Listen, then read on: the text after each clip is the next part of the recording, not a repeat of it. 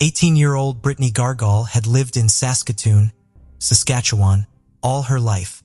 Her family was big, and when her parents split when she was younger, they went on to create an even bigger one. Brittany now had 4 younger sisters who looked up to her a lot, as she had recently reconnected with her biological father after some years. They didn't skip a beat and were loving spending so much time together. Her friends said she was outspoken, never one to hold back her opinions. She was adventurous and enjoyed snowboarding, boating, and camping. Brittany was feisty with a great sense of humor and was never short of people that wanted to hang out with her. She was busy, having just started back at school and had been saving money working 2 jobs. She wanted to finish school, go to college to study business, and then move into the hospitality industry. Authorities started piecing together the previous day. They already knew that she had been out in the evening, which narrowed down her time of death considerably. Brittany's friend, Atisha, was the first to come forward, and the pair had been close for years. Atisha said Brittany would come to her for advice, and when Atisha found out Brittany had dropped out of school, she was the person that encouraged her to go back and get her grades. On March 24th, Atisha had lent her some money for gas and asked her what her plans were. Brittany told her she was meeting up with a few friends and might go to a party. Natasha hugged her goodbye, saying, "All right, girl, I'll see you soon." But she hadn't heard anything after that. The person she had been out drinking with, her best friend of many years, Cheyenne, was next to talk. The pair got close when Brittany found out about Cheyenne's tumultuous childhood and adolescence and became a big support for her. They were inseparable, spending most of their days together, and going out for drinks was something they did often. Their night began just after midnight, with Brittany uploading a selfie of the 2 of them before they left. Cheyenne told police they had gone to several places together in Brittany's car, starting off at Manchester's Brew Pub. Later they went to a house party, then headed across town to the Colonial Pub and Grill. But Cheyenne said the house party was heavy and, after they left, the night was hazy. She did vaguely remember something happening in the Colonial Pub and Grill that she worried might be behind what had happened to her friend. Brittany had started speaking to a random man at the bar, and the pair seemed to be hitting it off. Brittany asked him for a lighter and invited him to have drinks with them. Before Cheyenne could get to know him, Brittany and the man left. Brittany didn't say where they were going, and Cheyenne didn't get the man's name. She didn't even see what direction they had left in, or if they were on foot or driving in Brittany's car. All she could remember was that he was white and it was around 4 a.m.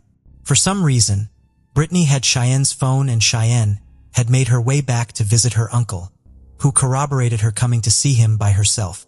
Cheyenne couldn't offer up any more information, and what she had was blurry anyway. A few hours after she last saw her friend, a worried Cheyenne posted on Facebook, "Where are you? Haven't heard from you. Hope you made it home safe. Love ya." Officers needed to find this mystery man, but they had little to go on. It is unconfirmed where Brittany's car was found, but when it was covered in dust, dirt, dark marks on the side, and had long grass in the tires. Cheyenne's phone was in the car, seemingly confirming that Brittany had taken it as she had left, and maybe she and the man had driven somewhere rather than walked. Detectives checked the footage from the Colonial Pub and Grill, but they could not see Cheyenne or Brittany anywhere, and the bar had no recollection of them being there. However, it was a busy night, and it was possible that Cheyenne's timings were off. As Cheyenne's phone was found in Brittany's car, they hoped that the phone data could be analyzed to show other locations Brittany had gone to that night and fill in the gaps that Cheyenne couldn't. Cheyenne's phone had pinged at a McDonald's at 4:30 a.m., but she had made no mention of this. So, did Brittany go there after leaving the bar? Brittany's autopsy results finally came back, and it confirmed, as they suspected, that she had been strangled to death. They now felt confident that the belt found near her body was the murder weapon. Detectives kept trying to piece together Cheyenne's story, but they had a bad feeling in the back of their minds. Something about it was very off. Although it was entirely possible she had got things confused and her timings were wrong because she was intoxicated, there was just nothing to indicate they were ever in the Colonial Pub and Grill, a place Cheyenne was adamant they were, and the same place Brittany allegedly met this unknown mystery man. The months were passing by, and it was now September 2015. Investigators were still in the same place that they were back in March. People were still in shock and couldn't believe this had happened. Many a tribute was pouring in, including a big one from Cheyenne. They decided to go back to talk to Cheyenne's uncle again, and he was far more evasive than last time. But after some pushing, he suddenly had more to say. He told police that Cheyenne had said the pair had met two people in the bar that morning and gone back to a motel with them. The only thing she told him was that they were black males, whereas before she said Brittany was talking to a white male, but she said she couldn't remember their names, what they were wearing, or where the motel was. She said at the motel they were all smoking marijuana and an argument allegedly broke out over some cocaine. Cheyenne went to the bathroom. When she came back, she found Brittany dead on the bed with marks on her neck. She told her uncle that the two men had pulled a gun on her and forced her to cover up what they had done. Although they didn't believe the story for various reasons, Cheyenne was at least admitting she knew Brittany had been killed before she called the police to identify her. She had put herself at the scene and spoke of the marks on her neck. Cheyenne had racked up a long list of convictions and had over 50 since the age of 12. At this point, she was already in custody for another crime, so they could easily question her. The once so helpful and concerned friend that was happy to talk was suddenly quiet, uncooperative, and evasive. And when she didn't give them a thing, they had no choice but to leave. It was now over a year later and police were hitting a wall. They felt they had exhausted every witness and lead. Most CCTV had long since expired and didn't tell them anything anyway, and no one had anything else to offer up. They still only had one person of interest, Cheyenne. Investigators had been going through Brittany and Cheyenne's social media accounts with a fine-tooth comb, wondering if something was staring them in the face, a comment buried away or a message they hadn't seen. And then finally, they spotted something huge. In the tribute post Cheyenne had uploaded, the top half of the girls' outfits could clearly be seen. They realized that Cheyenne was wearing a belt that they recognized all too well. It was the same belt found by Brittany's body and what they now believed to be the murder weapon. The marks around her neck matched the weave of the belt exactly, and police said the marks on the car were consistent with coming from the belt. With this fresh information, the belt was sent for more thorough DNA testing. Experts found Cheyenne and Brittany's DNA on it. Authorities couldn't believe it, recognizing that if the photo had been taken at even a slightly different angle, this key piece of evidence would likely never have been linked to Cheyenne. It was still a complex case to build. They had no motive and Cheyenne wasn't giving them anything. Months became years, and it was now almost 2 years since Brittany had died. Finally, they got a tip from someone who hadn't yet spoken up. A friend of Cheyenne's had turned up at Brittany's parents' house with a shocking story. She said that Cheyenne had come to her house that very morning sometime after 5 a.m. She was very drunk and sobbing, and the friend described it as an alcohol-fueled rant. Cheyenne said that she and Brittany had gotten into what she described as a heated argument, something over a cell phone, but she didn't elaborate. Hysterically crying and shaking, Cheyenne said she had hit and choked Brittany to death with her belt. She pointed to something outside, and as the friend looked out, she saw Brittany's car parked up, with Brittany slumped against the window in the passenger seat, bleeding. Cheyenne didn't speak any more about the fight, what had caused it, or how it had escalated, but she made no mention of anyone else being there or a motel. Her friend was so shaken up she told Cheyenne to leave immediately, and she got back in the car and drunkenly sped off. But once Cheyenne sobered up the next morning, the friend said she had claimed she couldn't remember anything that had happened that night and had seemingly forgotten everything. The friend was too scared to report this to the police, but as time ticked by, they decided to give the information to the family. Cheyenne's uncle also later admitted she had asked him to go along with her story, and he had given her several false alibis. Police said that she had manipulated the story, made up random people, used her uncle, posted lies to Facebook, and spent 2 years taking no responsibility. If she felt as bad as she said over what she had done, she could have taken Brittany to hospital. Instead, she left her to die. In March 2017, Cheyenne Antoine was charged with second-degree murder and causing indignity to her body. With all the evidence against her, Cheyenne told them the same story she had told her friend that early morning. They were drinking and smoking a lot, and Cheyenne said after the house party is where her memory started to go. She said she vaguely remembered going to a McDonald's where the pair started arguing. They left and started walking when Brittany grabbed Cheyenne's phone. Cheyenne said she couldn't really remember how it had happened, but she remembered being livid and snapping. Everything went hazy and suddenly, Brittany was unconscious on the ground. At the age of 21, she finally appeared in court and faced Brittany's family for the first time. Cheyenne buried her head in her hands, crying and not looking at anyone. Under Canadian law, second-degree murder is generally a deliberate killing that occurs without planning but does not fall under any of the categories of first-degree murder. It can still carry a hefty sentence, however, with the minimum term starting at life in prison with 10 years to serve. Manslaughter is homicide committed without intent. Although there may have been an intention to cause harm, this carries no minimum sentence. Knowing this, Cheyenne's legal team announced that she was cutting a deal. She pleaded guilty to the lesser charge of manslaughter, rather than go through a trial for second-degree murder. She said she would take responsibility for Brittany's death but had no memory of it. Therefore, manslaughter was appropriate. Through her lawyer, she said, "I will never forgive myself. Nothing I say or do will ever bring her back. I am very, very sorry. It shouldn't have ever happened." Her lawyer asked for sympathy considering the years of trauma her client had gone through. She didn't really have a relationship with her parents, had lost her mother young, and had a criminal record from the age of just 12 years old, racking up 54 convictions by the age of 19. Her memories of her parents were of them abusing drugs to escape the trauma that they had experienced as a result of Canada's infamous residential school system. Cheyenne had moved in with foster parents who had physically and sexually abused her, and her lawyer said she was sexually assaulted a month prior to Brittany's murder, which had significantly increased her drug and alcohol use. She was now using much harder substances like meth. But people said it had to be noted that, as awful as everything she had suffered through was, Brittany was somebody that had been there for her through thick and thin, helping her manage her feelings, regulate her emotions, and always being a shoulder to cry on. Brittany had been the one constant and support system in her life, the one person she always knew she could turn to. She would have done anything for her.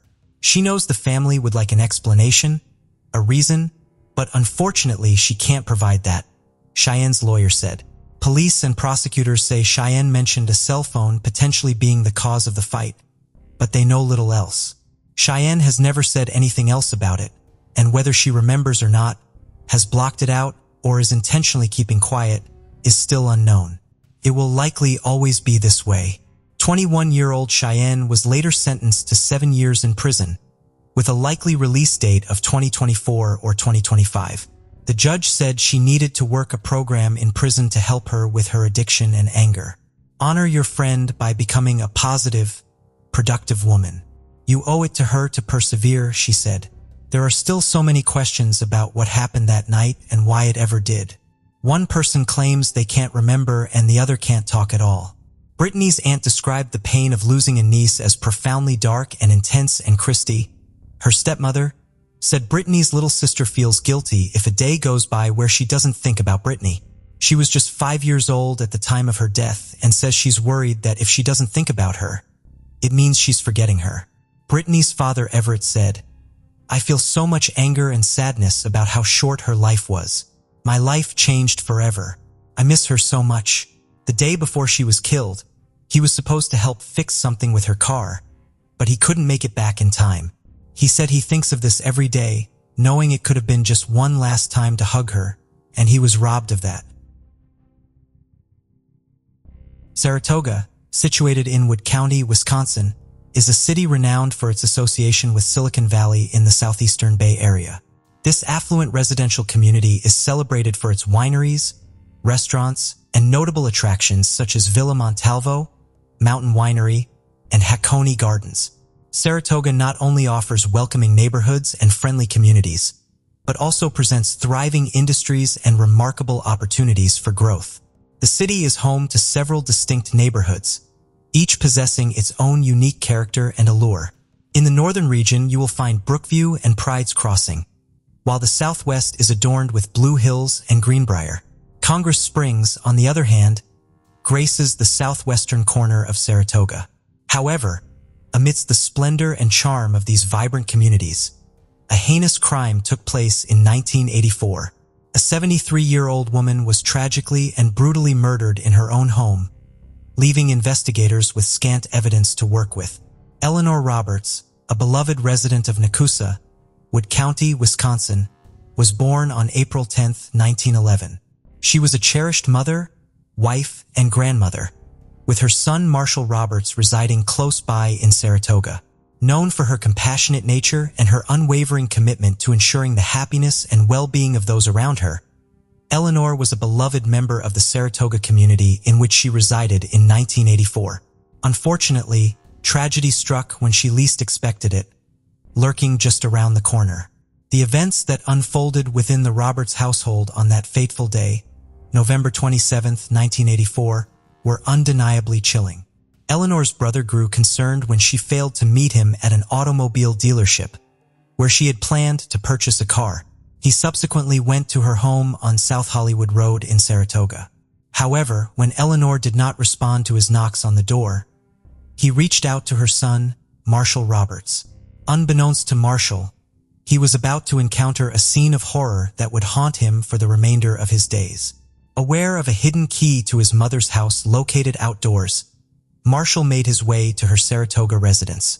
Upon unlocking the door and stepping into the house, he immediately sensed that something was wrong. The atmosphere was heavy and an eerie silence filled the air. However, it wasn't until he reached the bathroom that he truly comprehended the gravity of the situation. As he opened the bathroom door, Marshall was confronted with a sight that he could never have anticipated. His mother, Eleanor Roberts, lay motionless on the floor, surrounded by her own blood. Shockingly, her head was concealed by a bath mat, which Marshall swiftly removed, only to be faced with an unimaginable scene, his mother's lifeless body bearing signs of violent trauma. In that moment, Marshall realized that he was standing in the midst of a crime scene, one that would forever alter the course of his life. Without hesitation, he dialed 911 and reported the tragic discovery to the police, providing them with the address. Within a matter of minutes, officers were dispatched to the scene. Soon after making the call, the Wood County Sheriff's Department detectives and forensic team personnel arrived, swiftly filling the premises. The forensic pathologist, who conducted the autopsy, determined that Eleanor's cause of death was a combination of blunt force trauma and multiple stab wounds, likely inflicted by a pair of scissors based on their shape and other factors. There were no indications of natural causes contributing to her demise, leading to the conclusion that her death was a result of homicide. As stated in the sheriff's office report, Eleanor had been brutally stabbed and beaten, sustaining broken ribs and punctured organs consistent with scissor wounds. Upon further investigation, authorities discovered that the only missing items from the house were a pair of scissors, a knife, and a telephone. Despite their efforts, the killer had left no discernible clues, leaving the authorities with a perplexing mystery to unravel. However, just as all hope appeared to be fading, a ray of light emerged in the form of a palm print discovered in the bathroom where Eleanor's body was located. The knife was found on Hillcrest Avenue in Saratoga on the same day, not far from Robert's South Hollywood Road residence. The scissors were located the following day, approximately a mile and a quarter away, and the telephone was recovered 4 months later in March 1985 in the Wisconsin River, about 2.5 miles away. On the day of Eleanor's passing, an officer found a ski mask hanging from a tree branch opposite Eleanor's house. As stated in the criminal complaint, the mask seemed to have been tossed there. The mask, knife, scissors, and phone were all discovered along the same path. Investigators speculated that the potential suspect resided along this route. Further examination revealed that the evidence trail led to John A. Sarver, an employee at a store where Eleanor had previously bought a lawnmower. Sarver was initially interviewed on December 3, 1984, and mentioned spending time with another individual playing pool at Evergreen Lanes the day before Eleanor's demise. It was discovered that Eleanor had interacted with Sarver when she purchased a lawnmower from Compilation, where he was employed during the summer of 1984. The lawnmower required warranty repairs, which Sarver had carried out. When Eleanor lodged a complaint on May 1, 1985, Sarver was questioned again, confirming his last encounter with Eleanor in the summer of 1984 when he repaired the lawnmower she had bought. Following the identification of Sarver's palm print in the bathroom, he was interviewed once more. Sarver claimed his final interaction with her was in late summer, early fall 1984, aligning with other investigative findings. However, Sarver denied ever entering her home, raising questions about how his handprint ended up there. The other witness Sarver claimed to have been with during the murder was also interviewed.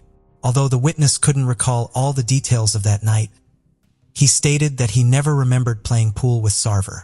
During the interview, investigators discovered that Sarver had provided multiple alibis, none of which could be verified when they questioned the witnesses he claimed to be with. In fact, one of the witnesses Sarver mentioned confirmed to investigators that they were alone that evening. Throughout various interviews, Sarver gave inconsistent explanations of his whereabouts at the time of Eleanor's murder. None of his explanations or alibis could be substantiated by investigators. Another witness around the time of Eleanor's death informed investigators that Sarver was facing financial difficulties and had borrowed $2,000 from him. However, the witness stated that he was never repaid after the murder. In 2005, a confidential informant revealed to investigators that 17 years prior, Sarver had confessed to killing a woman by delivering a karate chop to her neck, which matched the injuries sustained by Eleanor. Several small claims cases were filed against Sarver since 2006 for unpaid bills, and another similar case was filed shortly after his arrest. Despite the mounting evidence against Sarver, the case eventually went cold. Lieutenant Robert Levendosk, a retired investigator from the Wood County Sheriff's Office who worked on the case, mentioned that it often encountered obstacles throughout the years. Former Sheriff's investigator Jay Schroeder dedicated countless hours to organizing years' worth of information. Disagreements between investigators and prosecutors regarding the readiness to reopen the case were not uncommon, according to Lewandowski. For decades, the case remained unsolved, seemingly insurmountable.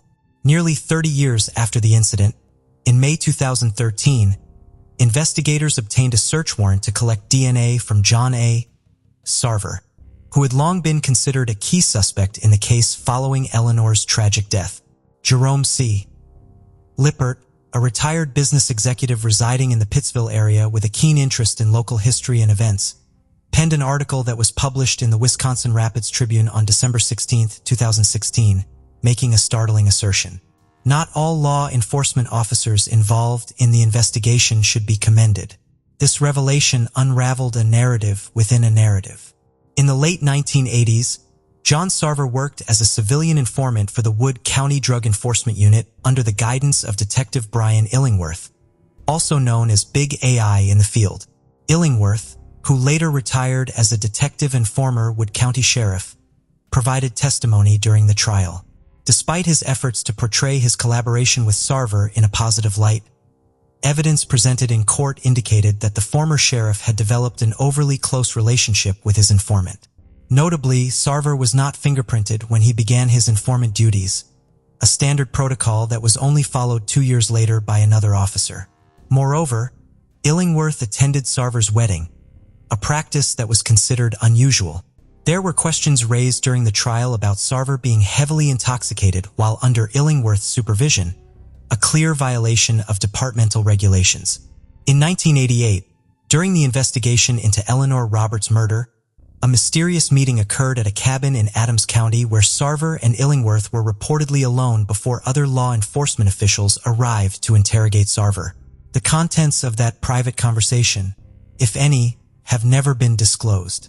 Additionally, Lippert possessed crucial information that never surfaced during the trial.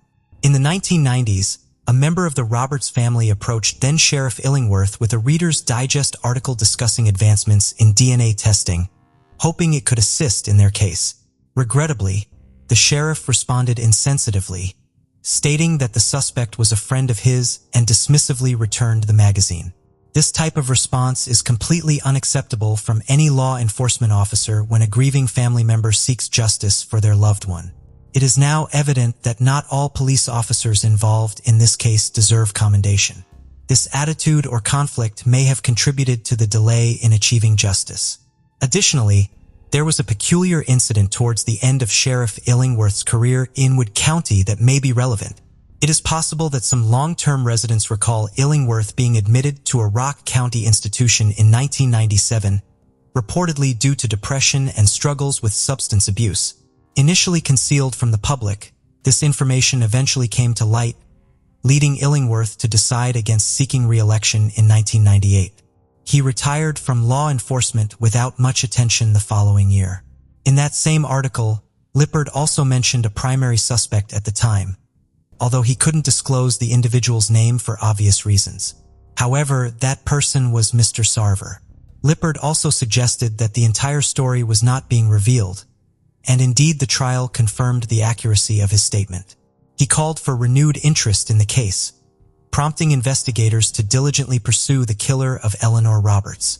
Wood County Sheriff's Officer Heiser stated, "Our initial step was to thoroughly examine all the evidence, meticulously review the 5,600 pages of reports compiled over the years, and subsequently meet with all the investigators who had previously worked on the case." Sarver, the accused, was 21 years old when Eleanor passed away. He was employed at a business that sold her a lawnmower and had visited her residence to service it.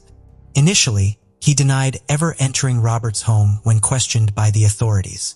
However, investigators later discovered his palm print on the bathroom counter, contradicting his statement. In April 2020, a witness who had chosen to remain anonymous finally came forward after almost 4 decades of suppressing his memories out of fear. This witness confirmed that there were indeed 3 individuals present at the crime scene in 1984. During the trial, Mr. Sarver was described as a scary dude due to his connections with the police, which instilled fear in the witness and prevented him from speaking up. However, in 2020, he mustered the courage to share his painful memories, realizing that it was better to confront them before it was too late. His testimony was incredibly compelling, leaving the courtroom in complete silence. According to the complaint, the witness informed investigators that he had heard Sarver confess to breaking into Eleanor's house through the rear entrance with the intention of robbing her, resulting in her accidental death. The criminal complaint also highlights the department's persistent efforts to submit DNA samples for testing from 1988 until 2020, utilizing increasingly advanced techniques as they became available. Unfortunately, the case faced a setback in 2020 due to the global pandemic following the pressing of charges. The Wood County Sheriff's Office and Wisconsin Department of Justice jointly announced that on August 27, 2020, John A. Sarver, the primary suspect in this case from Port Edwards, Wisconsin, was apprehended in connection with the first-degree murder of 73-year-old Eleanor Roberts. If found guilty, Sarver, who had been detained with a $1 million cash bond, could potentially face a life sentence in prison. Sarver, through his legal representation, requested Wood County Circuit Judge Nicholas Brazitt Jr. to postpone the trial initially set for March 14, 2022. Despite the plea, Roberts' son and Assistant Wisconsin Attorney General, Annie J., acting as a special prosecutor, urged Judge Brazitt to maintain the trial dates as per the online court records. Sarver's legal team, consisting of Jeremy Meyer O'Day and Taylor Hart, expressed the need for additional time to conduct interviews with witnesses and conclude their investigation. Consequently, Judge Brazitt rescheduled the trial and set a hearing for updates on March 15, 2022. In November 2022, John Sarver was convicted of the murder of Eleanor Roberts. Due to the timing of the crime, the judge has no jurisdiction over Sarver's parole eligibility. Sarver is required to serve a minimum of 13 years and 4 months before being considered by the parole board. The parole commissioner must ensure that Sarver meets these 5 specific criteria before recommending parole: good behavior, completion of rehabilitation programs, reduced risk to the public, adequate time served, and an approved release plan. Judge Brazitt expressed his sentiments, stating, "He has had the opportunity to live a full life, to raise a family that maybe he shouldn't have had the opportunity to do. It's a good thing that he did it because there are good people in this world, but there isn't anything in my mind or heart that makes me think that he should have opportunities to get out there." The period between the murder and the arrest in 2020 was considered his parole, as stated in the reports. Wood County Sheriff Sean Becker mentioned that the arrest was the outcome of a collaborative investigation between the Sheriff's Department and the State Department of Justice, who will handle the prosecution of the case. During a press conference outside the Wood County Courthouse, Sheriff Becker described the homicide as a brutal crime that remained unsolved for an extended period. He acknowledged the frustrations experienced along the way, but emphasized that they never gave up. The prosecutors from the Wisconsin Department of Justice meticulously built their case, while the lead defense attorney diligently attempted to sow doubt. However, despite the defense's efforts, the overwhelming evidence led to an unsuccessful defense. Finally, on November 2, 2022, in Branch 2 Wood County Court, a guilty verdict was reached, marking the conclusion of the case on January 23, 2023. The sentencing of John A. Sarver for the first-degree murder of 73-year-old Eleanor Roberts brought justice to the case. This resolution serves as a significant accomplishment and a testament to the unwavering dedication and persistence of law enforcement officials. It provides closure to the victim's family and the community, reminding us that justice can prevail regardless of the passage of time. Timothy Thomas, 33, has been indicted by a local grand jury on charges of murder and burglary in connection with the cold case killing of Sebastian Oxenius, a Buchholz High School student that took place 13 years ago. The indictment was announced by Aliqua County Sheriff Emery Gainey and 8th Circuit State Attorney Brian Kramer during a news conference held on Monday, February 5th. On June 25, 2010, Sebastian Oxenius, who was only 16 years old at the time, was playing video games with a neighbor at his home in the Benwood subdivision of Gainesville.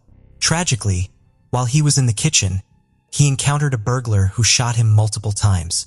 Sebastian's family immediately called 911, but unfortunately paramedics pronounced him dead at the scene.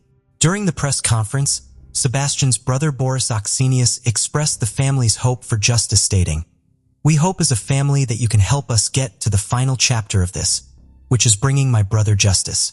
He was only 16 years of age. His life was stolen." Investigators discovered that Timothy Thomas had used a car borrowed from a female friend during the time of the murder. Although they do not believe she had prior knowledge of Thomas's plans, Sheriff Gainey urged anyone with information to come forward. The woman is described as a 20-year-old Hispanic with a short, heavy build. The vehicle used by Thomas was identified as a white or cream Kia Sportage or a similar model. Sheriff Gainey acknowledged the long and challenging road ahead, assuring the community, "I know this has been a long and difficult road. We're making some progress, but we also understand it's not over yet. Rest assured we'll be with you every step of the way." In 2021, new evidence emerged that led to the identification of Timothy Thomas as a suspect in Sebastian Oxenius' murder. Currently serving a life sentence for the attempted murder of a Monroe County Sheriff's deputy in Stock Island, Florida. In 2015, Thomas has an extensive criminal record with 23 felony charges and 8 misdemeanors. He has faced multiple arrests by various law enforcement agencies for battery, burglary, and attempted murder throughout the state. These arrests range from the Key West Police Department to different Central Florida agencies. In 2015, Thomas was stopped by authorities in Monroe County for driving with a stolen license plate. A video presented during the press conference on Monday depicted a shootout between Thomas and the deputy, who was shot in the chest but fortunately saved by his bulletproof vest. On December 23rd, Thomas was formally charged by a grand jury in Aliqua County with 1 count of murder while engaged in trafficking and 1 count of armed burglary. The details of the indictment remain undisclosed as per court records. His arraignment took place on Monday morning at the Alachua County Courthouse, and he is currently being held at the Aliqua County Jail on a bail set at $1 million. Thomas's court-appointed public defender has requested to withdraw from the case, citing an undisclosed and irreconcilable conflict of interest.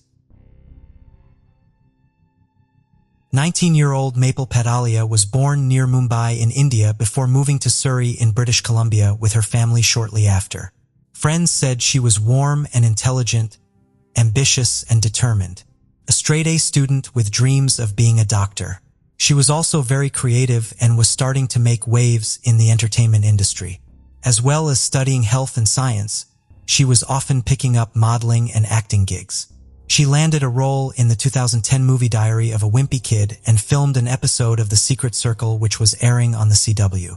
She was already signed to a modeling agency and was over the moon when she found out she was a finalist in the Central City model search. The head of her agency said she was super intelligent, very articulate, very focused, and probably one of the most likable individuals you could ever meet. She had gained a place at Simon Fraser University and lived at home with her family and commuted. She hoped to go to medical school after she finished, but she also told friends she was enjoying riding the acting wave so much she didn't want to rule this out as a long-term career. Safe to say for someone so young, she was busy, but embracing all the challenges and opportunities that were coming her way and balancing them all well. Mabel had been in a 4-year, off-and-on relationship with 20-year-old Gajinder Dhaliwal, known to everyone as Gary. But their relationship finally came to an end in 2011 when Maple found out he had cheated on her. She was heartbroken about the betrayal, but she had enough to keep her busy, throwing herself into her work and her all-important studies. On the evening of September 27, 2011, Maple left her family home and headed to the campus library with a friend.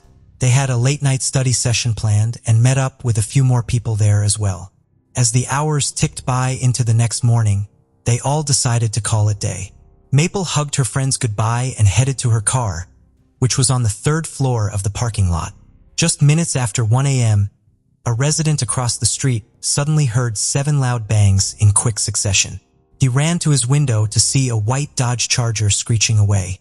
More people came running out onto the street, calling 911 as they did. Maple was lying on the ground near her car, surrounded by blood. She had been shot 5 times, 3 of which hit her in the stomach, and her head was covered in stab wounds and cut marks. A large bloody kitchen knife was lying nearby. She was still alive, but only just. Authorities, who had received dozens of calls about the gunshots already, were on scene within minutes. They worked on Maple long enough to make sure she was stable, and she was finally rushed to the local hospital. But her injuries were proved too severe and she died just a few hours later. It was such a frenzied attack made even more shocking as it happened in such an open, public, and despite the time of day, still fairly busy place. It was obvious from the cameras around the campus that many students were doing exactly the same thing as Maple that night. But despite how many people were around, there wasn't a single witness on the 3rd floor of the parking complex. The fear swept through the university campus, and the following day, 50 officers were working on the case. Investigators were keeping their cards close to their chest, although they didn't have as many as they would have liked. They said they didn't know if the attack was random or targeted. Maple's wallet had been found next to her and nothing had been taken, which seemed to rule a robbery out. They also said it seemed unlikely that the shooting was linked to gang violence, but they couldn't say anything with absolute certainty. They tried to reassure the students that they were still safe on campus, with one detective saying, "Other than the fact this homicide appears to have occurred adjacent to the Simon Fraser campus, we don't feel that the student body and leadership of the Simon Fraser University campus needs to be unduly alarmed." With his eyes filled with tears, the university spokesperson said they were making counseling available for anyone who felt they needed it and for as long as they did so. Vigils were held and the community grieved together. Maple's family said they could only think of one person that would have any reason to harm her: her ex-boyfriend, 20-year-old Gary. But to go as far as to kill her, it was a lot for them to contemplate. Being on and off since high school, the young couple had had their fair share of issues, but after their relationship came to its final end in the fall of 2011, Gary's behavior took an especially dark turn. Her family told police that a scary pattern of stalking and harassment had started. Between mid-August and late September of 2011, Gary made more than 2,000 calls to Maple and texted her even more than that. On one night when she was out at a club with a friend, he sent a total of 300 text messages. He started following her and having his friends follow her, keeping tabs on where she was and who she was with. He spat on one of Maple's friends outside a club and punched another one of her friends after he found out he and Maple were having coffee. After Maple tried to intervene, he pushed her to the floor. She called the police. He was arrested and ordered not to have any contact with her and was charged with assault. The friend he had punched was one of the friends that had been with Maple in the library that night. But with no witnesses and currently no evidence to suggest he was on campus that night, police had little to go on. But they did have one crucial piece of evidence. The resident that looked out of his window had got a perfect description of what they believed was the getaway car. He saw it speeding away at around 1:04 a.m. and he could tell them what street he saw it on too. Although the number plate could not be made out, they were able to work backwards using the cameras, and fortunately the university was well covered with almost 100 cameras and they were pretty good quality too. They started releasing parts of the footage and asking those on the tapes to come forward with anything they had, no matter how small. Looking at the rest of the videos, detectives could easily spot Maple in the library with her friends, smiling and laughing as she worked. But it didn't seem that anyone was watching or following her, and Maple appeared comfortable with where she was and who she was with. Just before 1 a.m., Maple and her 3 friends left the library together. Although there was no audio, everything still looked fine, and Maple seemed content walking with them. Staff at the university were able to identify everyone she was with that night, and they all voluntarily gave statements. Officers were happy to rule them all out as being involved. It seemed they had all parted ways, just minutes before she was shot. The camera on the 3rd floor parking lot was on a timer and set to pan around the whole area every couple of minutes, and, frustratingly, just as Maple entered the floor, the camera cut away from the entrance and they could see nothing. They could see the same white car had entered the parking lot just after 8 p.m. It circled around for ages before parking up, and as it finally did, Maple and her friend entered the frame. It was obvious that whoever was in the car was aware that Maple would be there that evening and was tracking her every move. This was not someone who happened to be there at the same time and took the opportunity. This was a carefully and meticulously planned murder. It was now 2012, and officers were still diligently working on Maple's case.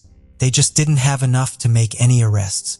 For months, the team took on the painstaking task of cross-referencing everyone that owned or had rented the same maker model of car in the area, interviewing and slowly ruling people out. Finally, in late 2012, they made a connection. The name Gursamar Beatty was linked to one of the cars. He was a close friend of Gary's, and a fellow student at the university. He had rented a white Dodge Charger on September 25, 2011, and returned it shortly after the 28th. When he picked the car up, he was with none other than Gary. 21-year-old Gursamar had also put the vehicle through a car wash within the hours after Maple was shot. Police managed to track down the car, and despite the cleaning, they found a shell casing under the hood that matched the shells found at the scene. On December 1, 2012, over a year since Maple was killed, authorities announced that they had made not 1, but 2 arrests. Maple's ex-boyfriend Gary was charged with first-degree murder, and his friend Gursamar was arrested and charged with second-degree murder and being an accessory after the fact. Gursamar had followed Maple's car for days before the murder, helped Gary flee the scene, put the vehicle through the car wash, and gave him an alibi for months. The gun used in the murder was never found. Gary was furious that Maple was moving on without him, socializing and having many a success come her way. Her life did not include him anymore, and for someone who was already jealous, insecure, and possessive, he felt if he couldn't have her, then no one could. Her family said he felt he could impose the relationship on her and take away the choice for her to want to leave, ultimately taking her life in the process.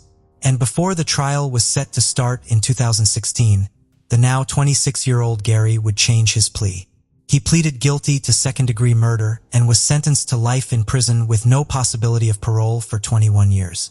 The judge could choose a period between 10 and 25 years, and the prosecutor said it's probably the highest sentence given to someone convicted of killing one person as opposed to many people.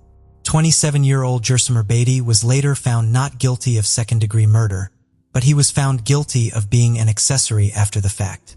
He was sentenced to 22 months in prison, but 6 months before his sentence's scheduled end, he was released early. Maple's sister said, "That 18-month sentence was a slap in my family's face.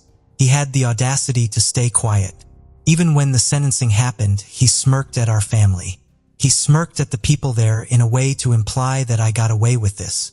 It took 5 years to get any form of justice for Maple and her family, and the devastating aftermath caused by her death is still felt in the Surrey area today. A documentary about Maple was released in 2017, which went on to win several awards at major festivals. The director Ghislaine Kaur wanted the film to serve as a memorial to her, but also as a way of shedding light on domestic violence. The Maple Badalia Memorial Scholarship for the Arts was set up, and provides one annual entrance to a South Asian Canadian female student beginning their journey in the world of art and design. 19-year-old Maple was already achieving so much, and with her determination and drive, there is no doubt she would have gone on to do many more amazing things in whatever career path she chose. One of Maple's friends reiterated this and described her death as like stomping on a flower before it bloomed. Her dad called her his most precious jewel, and said his life feels completely useless now. We're left with nothing, he said. We lost our angel and she's not going to come back. He said even though Maple was the baby of the family, she was always the glue that held everyone together. On January 5, 1997, Rosemary Pacenti, a 64-year-old schoolteacher, was enjoying her day off, relaxing in her apartment in the Bronx, New York City, USA. Little did she know what was about to unfold. The following day, on January 6, 1997, a concerned neighbor noticed that the lights in Rosemary's apartment had been on continuously since the night before. Worried, the neighbor decided to check on her in the evening. What she found upon entering the apartment was a sight that would stay with her forever: the lifeless body of Rosemary Pacenti lying in the kitchen. Shocked by the gruesome scene, the neighbor broke down in tears before alerting the authorities. The question remained, who could commit such a heinous act against a simple elderly schoolteacher? What could have been the motive behind this brutal murder? This tragic incident sheds light on the Bronx, a borough in New York City known for Co-op City, the largest cooperative-owned space in America, as well as landmarks like Yankee Stadium, the Bronx Zoo, and the New York Botanical Gardens. Despite its attractions, the Bronx has a darker side, being safer than only 14% of U.S. neighborhoods. The likelihood of falling victim to a violent crime in the Bronx is 1 in 128, making it a notably risky area. This grim reality brings us back to 1997 when Rosemary Pacenti met a tragic end in her own home.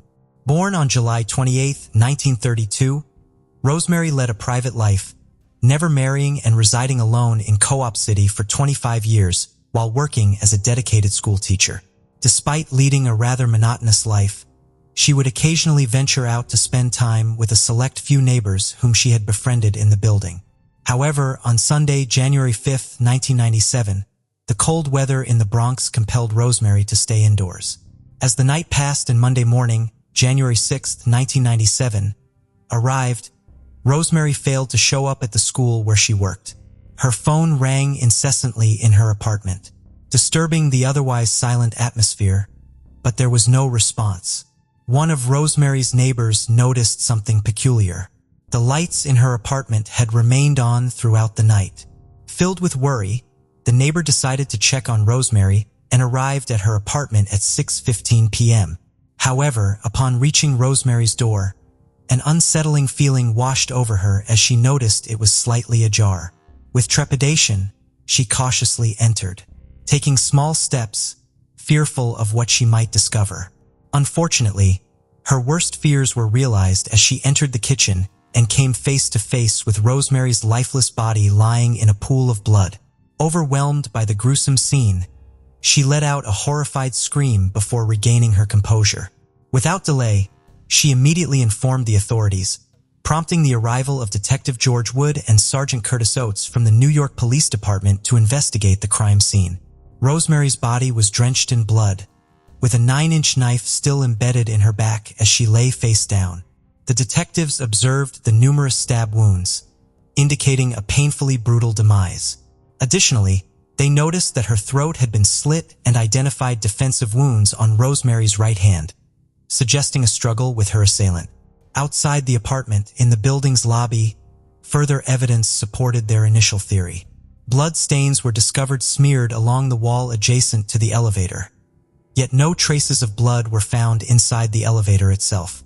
This led the detectives to search the building staircase, where on the 10th floor, they stumbled upon another trail of blood, further deepening the mystery. Detectives were of the belief that, amidst the struggle, Rosemary had managed to inflict a wound on her assailant.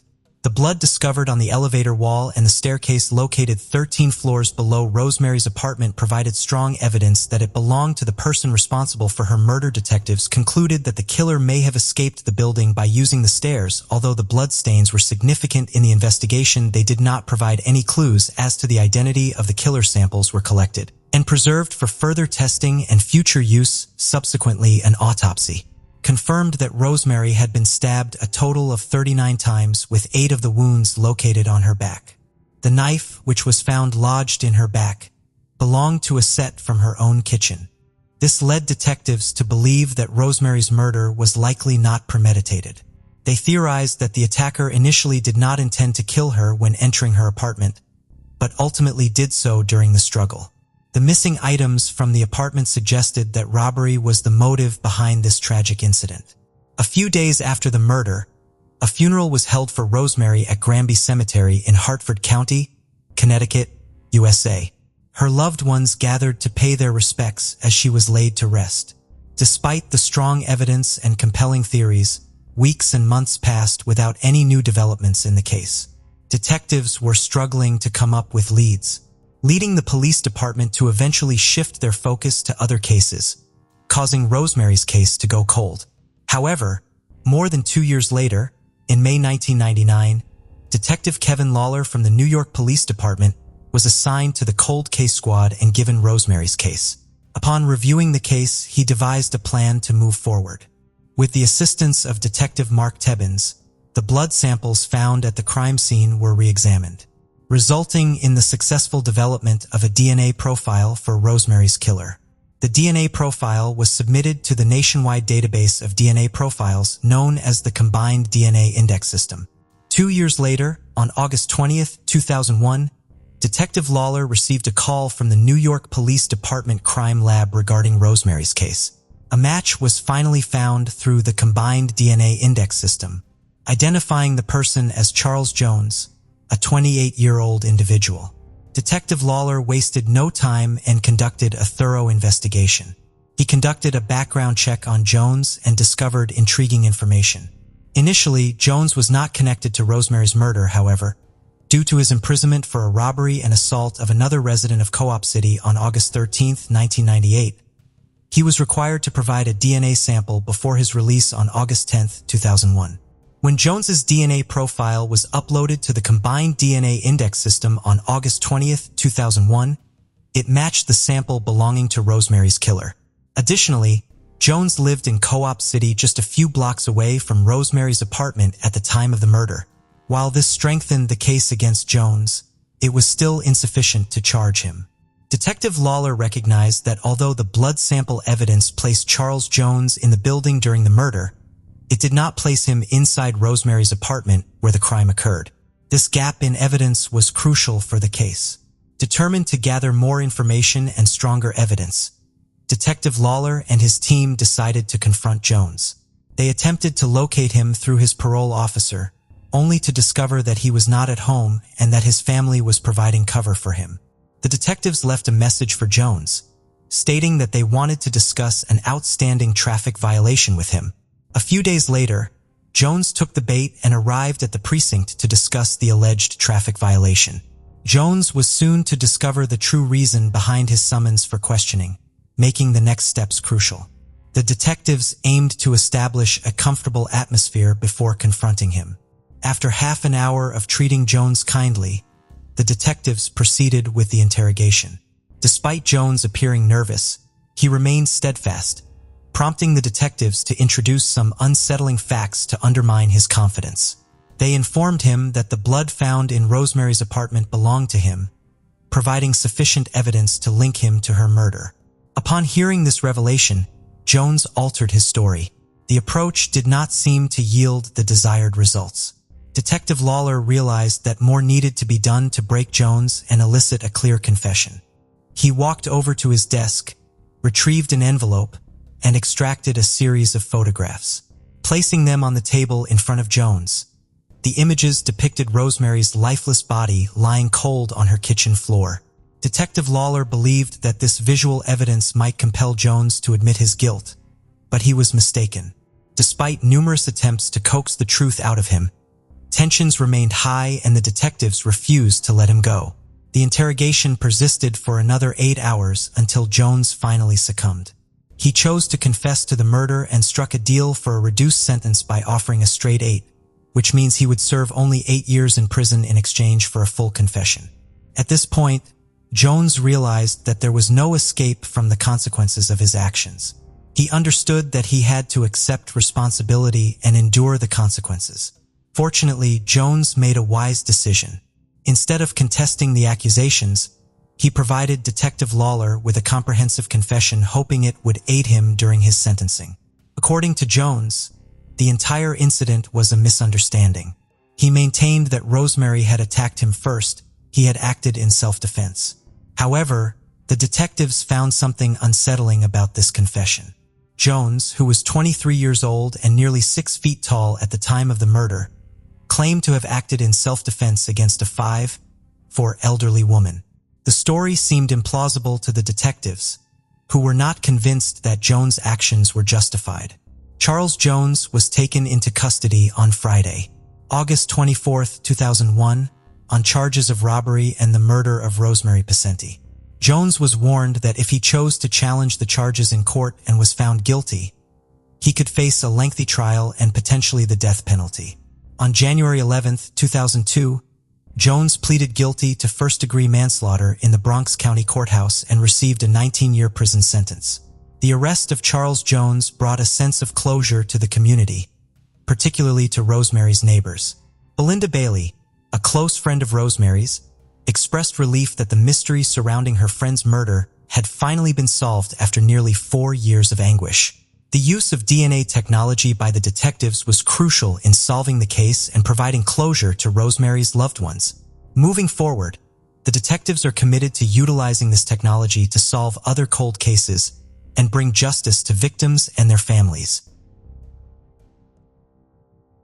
After leaving the school, an 11-year-old girl vanished from sight. This case has had numerous unexpected turns and strange facts for years, making it one of the most bizarre and mysterious in all of California. The story did not finish there, either, even though it took 45 years to discover the truth. We will explain what happened to Linda O'Keefe in this video, as well as the reasons why this investigation has drawn interest from millions of people worldwide. Born in Newport Beach, USA on May 24, 1962, Linda O'Keefe grew up in a large, close-knit family. Her mother worked as a seamstress, and her father was a machinist. Linda had 2 sisters, an older and a younger sister. Linda enjoyed drawing, playing the piano, and spending time in nature and with animals. On warm summer days, she took advantage of every opportunity to visit the beach, which was only 800 meters from her house. The girl was also a Girl Scout and went to summer school. Linda went there nearly every day in July 1973 when she was 11 years old. On July 6th, instead of her usual bicycle ride to school, she was given a ride by a piano teacher who lived a short distance away from the O'Keefe family. Linda called her mother from the school phone when classes ended, which was around 1:30 p.m. She was asking to be picked up because she did not have her bicycle with her that day. But the mother told her to walk even though it was only a little over 2 kilometers from school to home because she did not want to be distracted from her work. After speaking with her mother, Linda was not in the mood to walk. She even cried, and the school secretary considered giving her a ride home. But the woman needed to go the opposite direction, so she abandoned the idea. Linda left the school, sat outside for a while, and then headed home. Her route should have taken no more than half an hour, but the girl was clearly late. Her mother did not give it much thought at first. She assumed Linda had gone out for a walk with her friends, but as the hours went by, her concerns grew. Her mother made the decision at 6 o'clock in the evening to call all the people she knew whose kids lived close by and might have gone out with her daughter, but none of them had seen Linda that day. The family made the decision to start looking after her father got home from work. They made their way through the entire neighborhood, even the one Linda was meant to take on her way home from school. When it got dark outside and they were still unable to locate the girl, the parents decided to call the police. At that point, they believed the girl had resented her mother for not picking her up and was purposefully staying away from home. After receiving a report about a missing girl, officers started their search. Her mother stayed at home and called dozens of people who might have had a chance to see Linda, while her father and older sister ventured out in 2 cars to comb the neighborhood once more. All night long, the search went on. Using search dogs and helicopters, police combed the parks and streets, but their findings were equivocal. More police officers had been sent to join the search by morning, and local newspapers had already begun to cover the massive operation surrounding the 11-year-old girl's disappearance. 9 kilometers from Linda's house at around 10:30 a.m., a bicyclist, her friend, and some were riding through a park. They went there in order to observe the local wildlife for the botanical circle. After dismounting, the father and the child rode toward the ditches in hopes of seeing frogs, but there was more waiting for them. The man moved closer after spotting something bright in the grass and realizing it was a human body that was half submerged in water. Upon reading in the morning paper about a girl's disappearance and the police's all-night search for her, assumed the body belonged to her right away.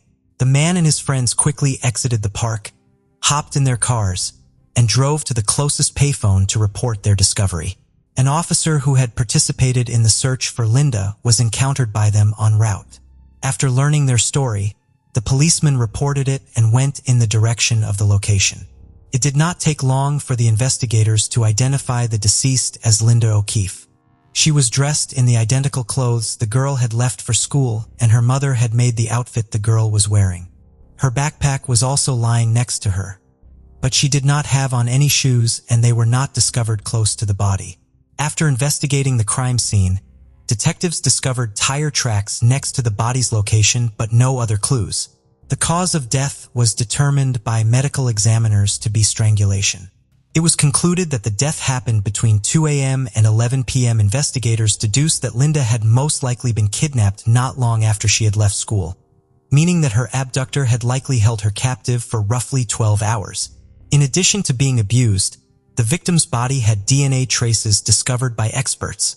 Since DNA analysis had not yet been done in those years, they were given to the laboratory for safekeeping.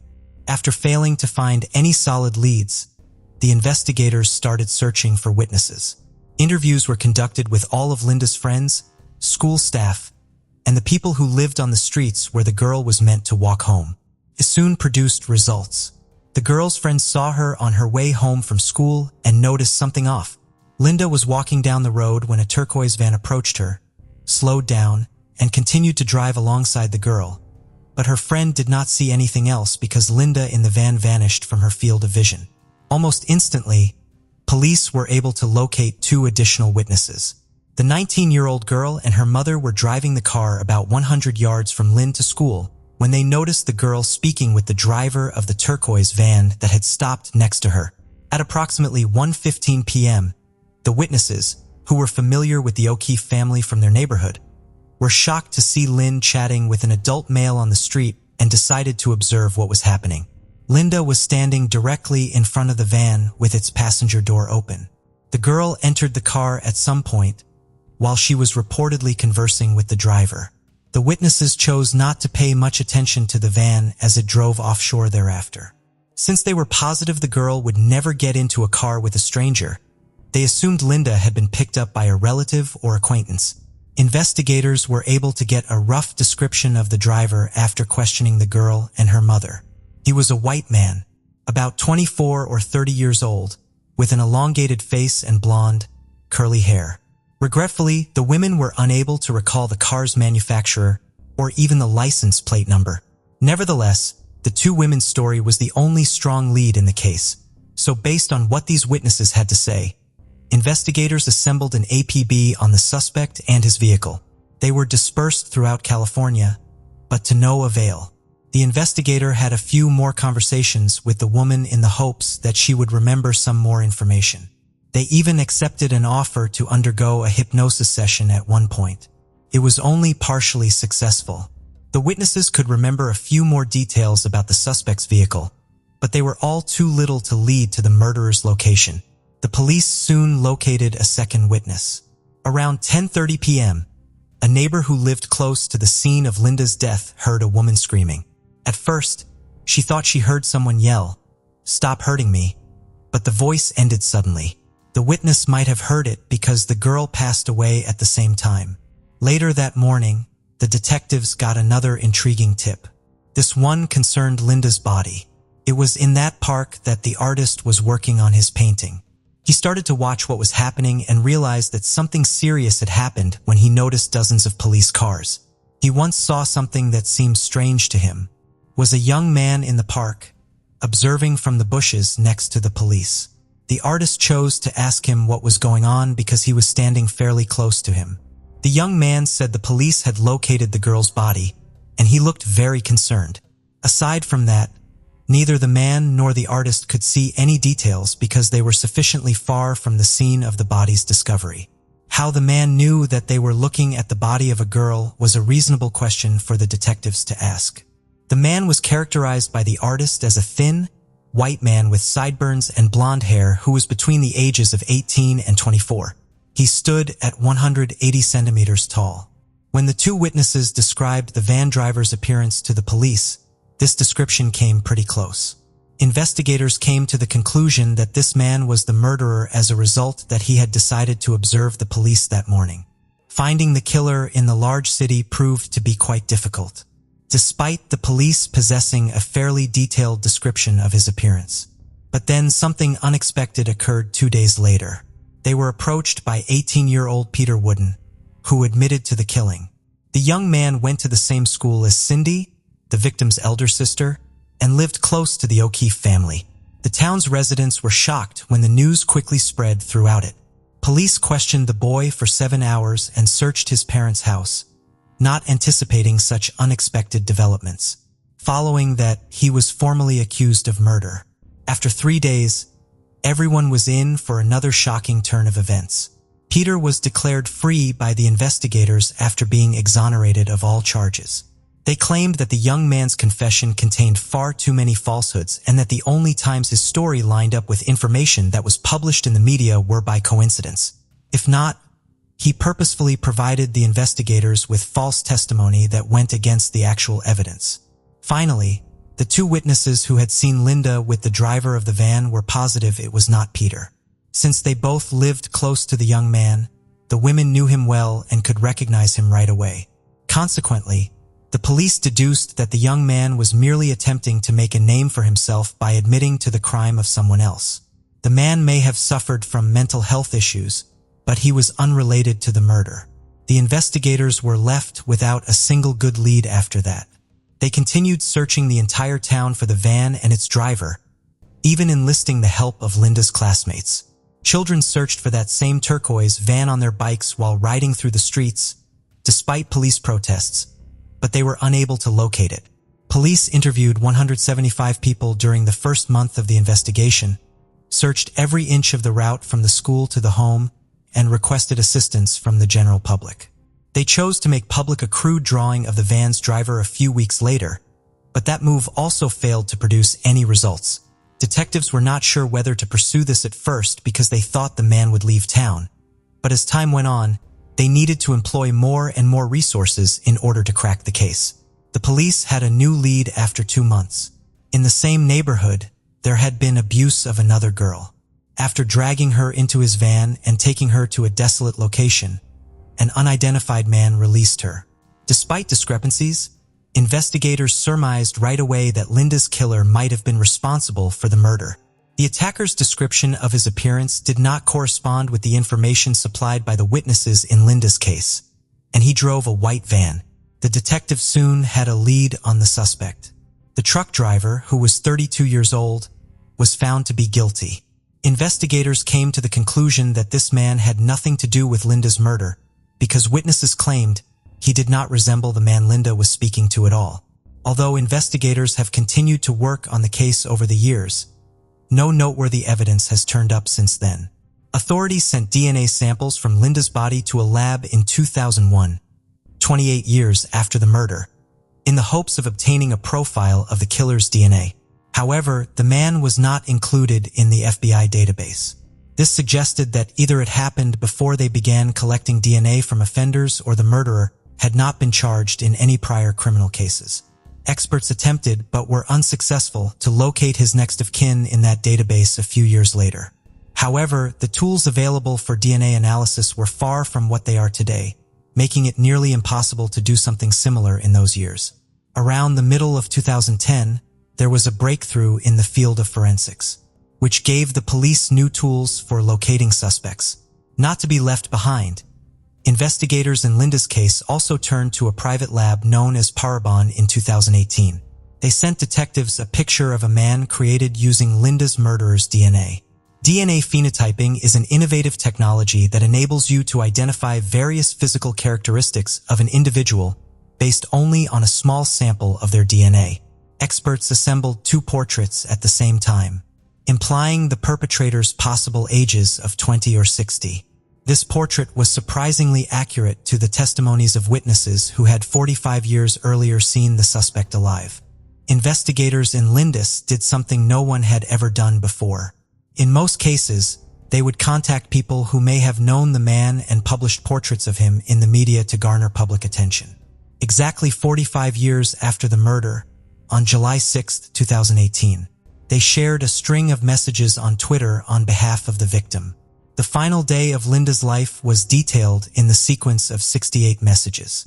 The way the investigators presented this data made it seem as though she was telling the public directly what had happened to her on July 6, 1973. The story started in the morning with Linda narrating her day at school, her anger toward her mother for not picking her up in the car, and the girls' walk home. Detectives have meticulously chosen every detail from these messages to create the most accurate picture of the day. The last tweet in the series informs followers that there has been no progress in finding her killer. In response, the police have released a picture of the offender on the girl's behalf. 45 years later, I am able to talk again, and I have to tell you something important. The killer's face, which was found through the use of his DNA, is a new lead in my case. This technology did not exist in 1973, but it can now change everything. This strategy attracted a great deal of attention to Linda's case right away, all over the world. Police had previously posted details about past unresolved cases on social media, but a victim's account was unique. The murderer's own portrait served no purpose. The investigators needed to get as much attention as they could for these photos because if someone identified the subject and informed the police, would only aid in the case's resolution. They did a fantastic job at that. Over 7 million people saw this series of tweets in total. Detectives spent several months investigating the numerous tips and potential identities of the perpetrator that the police received, but they were never able to identify a credible suspect. They were not going to give up in the face of this, especially since Linda's case had attracted millions of attention. Once more, the investigators turned to Parabon, this time requesting that they attempt to use the killer's DNA to identify his relatives. While comparable efforts by forensic scientists have been made in the early 2000s, the required instruments were non-existent at the time. After nearly 20 years, things have changed. Investigators were able to identify the culprit thanks to the Parabon experts' successful search for relatives of the DNA's owner. The search for Linda's murderers started in August 2018, and it took investigators nearly 6 months to find any leads. They located the killer's third cousin by using private DNA databases.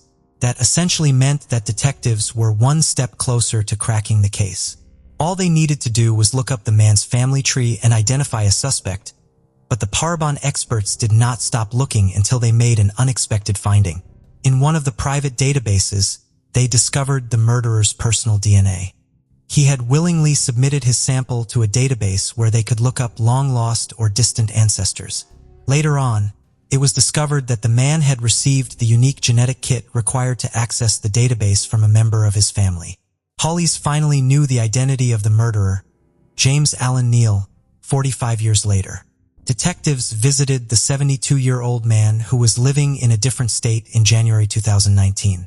A private database would not have the credibility the court required, so they had to obtain a sample of the suspect's DNA before they could make an arrest. Police installed surveillance on Neal's property on January 29th and made arrangements with a garbage company to receive anything the suspect threw out.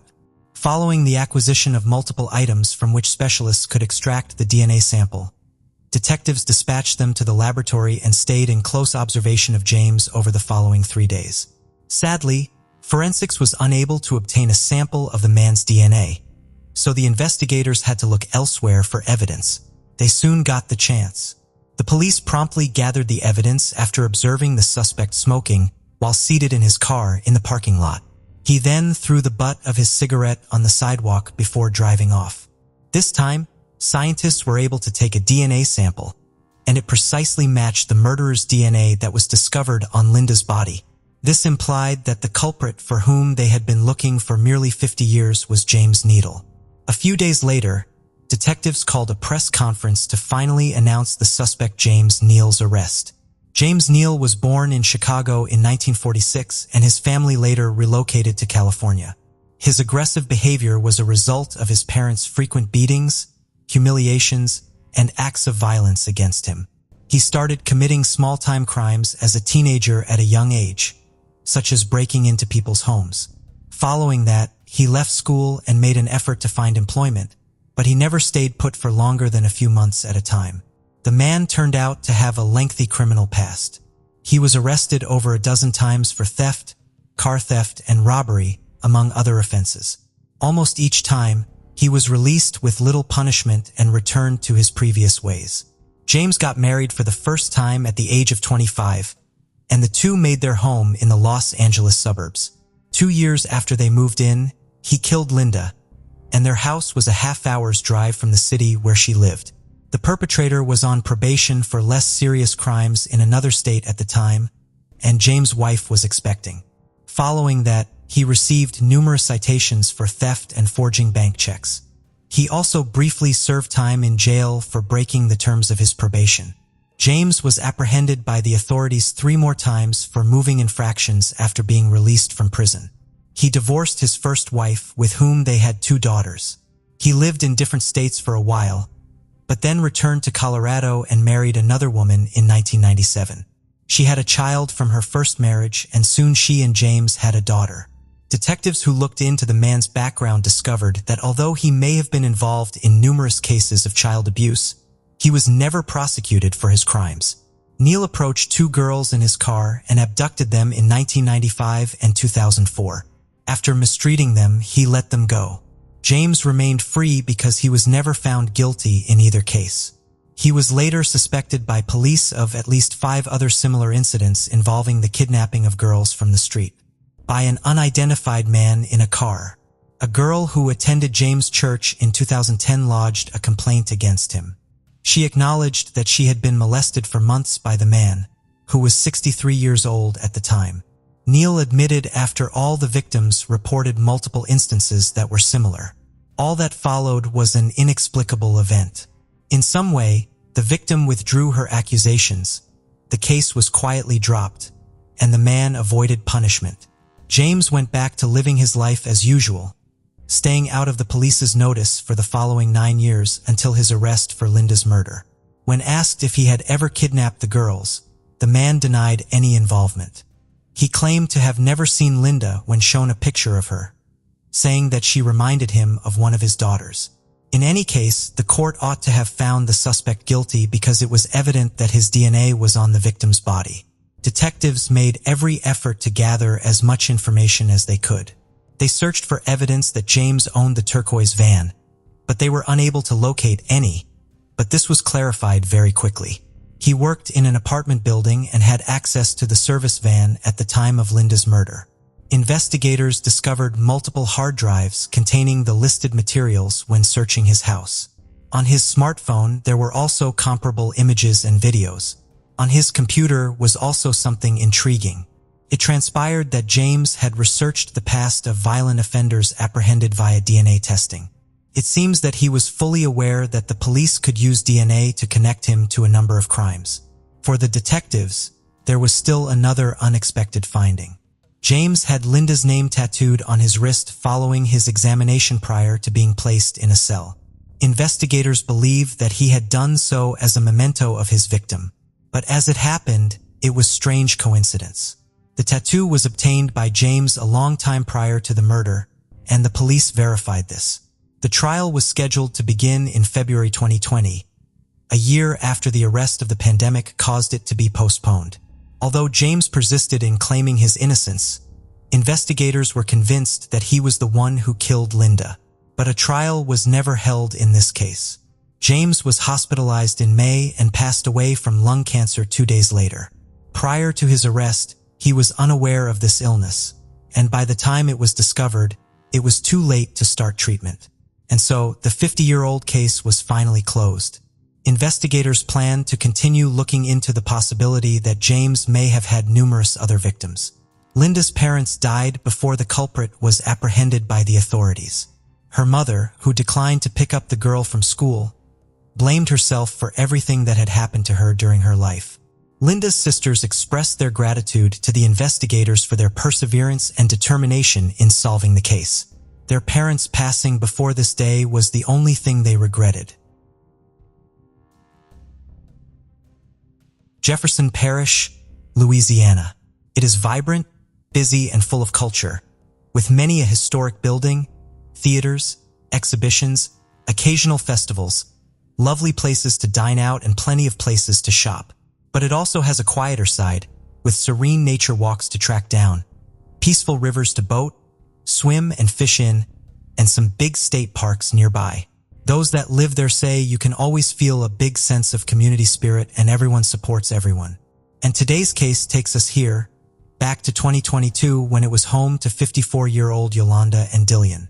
Born and raised in New Orleans, Yolanda had been there all her life and told people she could never tire of it. She had a big presence in the local area and was always involved in something. Yolanda had worked as a budget analyst in the New Orleans Police Department for about 10 years. It was hard work and high pressure, but she enjoyed it and her colleagues loved her. They described her as quiet and humble, someone that did great work for the department and kept everything organized, but was never able to mention it or make anything about herself. They said although Yolanda was quieter, she had a cheeky sense of humor and was always positive, someone they felt comfortable to talk to and share their problems with. Yolanda's always optimistic nature was massively challenged when she was faced with the awful diagnosis of breast cancer. Ever the fighter, she took it all in her stride and everyone was elated when she got the news that she had beaten it. Yolanda took this as a sign to throw herself into more than ever and make sure she was doing everything she wanted to do and helping everyone she could. Having already got her bachelor's and master's in sociology, she was now working towards a PhD in it as well. She lived and cared for her mother, 83-year-old Edna, who was also sadly battling cancer. Yolanda was an only child, and after she lost her father Luther, she and Edna grew closer than ever. Caring for anyone is challenging, but Yolanda said she wouldn't have it any other way. However, with medical and school bills and debt mounting up, Yolanda needed a bit more money to make sure things were taken care of. She was strong in her faith and was a devoted church volunteer at St. Paul the Apostle Church, having been going there since she was a child. Another reason she wanted a bit of extra cash was to buy all the children there some Christmas presents. Edna said her daughter didn't have children of her own, but was a big kid at heart and loved spoiling the little ones at the church whenever she was there. Even though Yolanda had little time in her day, she decided she would start driving for Uber and Uber Eats to make up the extra money. Not wanting to worry her mother, she only told her half the story. She admitted to picking up and dropping off food, but knew if she said she was picking up passengers, Edna would worry. Her pastor said this was typical Yolanda, always asking others if they wanted help, but never wanting to bother anyone with her own stresses. She just kept it all to herself, and you would never know anything was wrong. With less than a couple of weeks before Christmas, she had started collecting gift bags for the children and was slowly filling them up. And on December the 8th, with a few hours spare, she picked up a shift with Uber. December 8th, 3:36 p.m., an employee at a local travel lodge in Harvey had seen something near the parking lot which instantly caught their attention. There were two people in the car and the person in the back was leaning over and into the person in the driver's seat. It looked so odd in fact that the employee tentatively walked over to see if everything was okay. But it wasn't. As they got closer, they could see a female in the driver's seat and a young man in the back. The woman was vomiting blood and choking. The man in the back then jumped out of the car, ignoring the employee who was running back and forth into the building, shouting at him to find out what was going on. The man pulled out his phone and started filming the car and the woman, a video he swiftly uploaded to Facebook. The employee was horrified and they called 911. They watched as the man walked away like nothing had happened. More people were now running over to try and help, but it was a really violent and gory scene. When authorities got there, they quickly realized that the driver was none other than Yolanda. She was slumped in her car with numerous stab wounds to her neck and back. She had lost a huge amount of blood and was barely holding on. They rushed her to the nearby hospital and shut the area off. Fortunately, inside the car they found her phone. Investigators contacted Uber trying to find out who she had last picked up and the journey she had taken. They needed to get the information quickly, but Uber said that until the fare had officially been closed on her end, as she was the driver, they couldn't give them anything.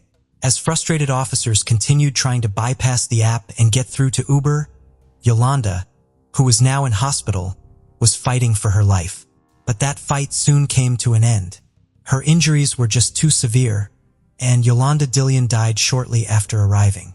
Detectives back at the travel lodge finally managed to work out how to close the trip, and with this, they got a name: Brandon Jacobs. They contacted Uber for more information on his accounts and to get his phone number. They then started circulating the information, hoping to track where he had gone. He was likely still armed and clearly very dangerous. The phone data was showing them that Brandon was still nearby, but they didn't realize just how close he actually was.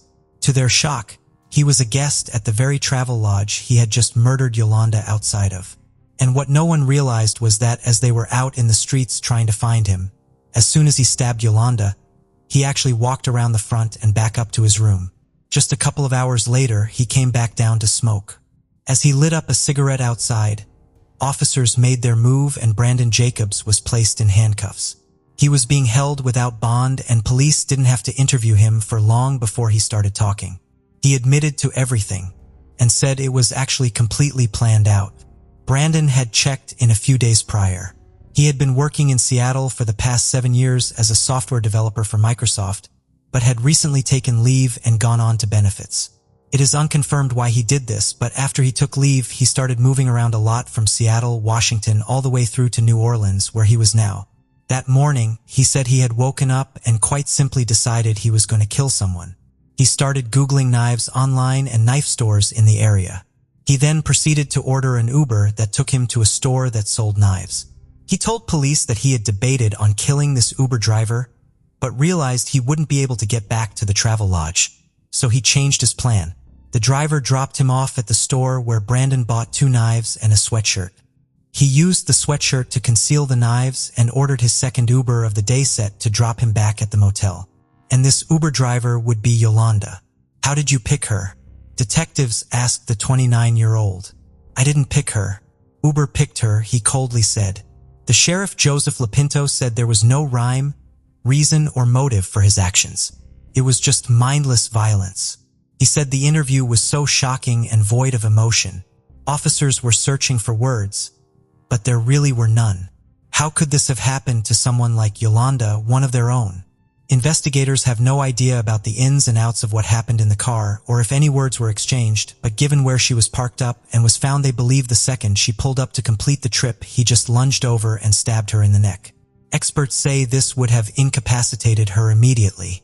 Unbelievably, the video Brandon filmed was available on Facebook until the police contacted the social media company asking that it be taken down. As the story started coming out, Edna gave a heartbreaking statement.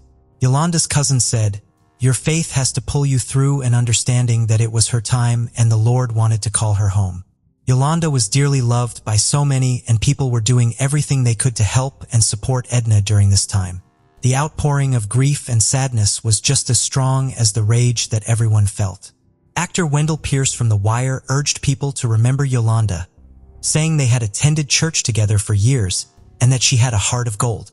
A fundraiser was set up raising over $17,000. People say she wouldn't have had any idea how much she had impacted and touched so many lives, and seeing so much love would have overwhelmed her.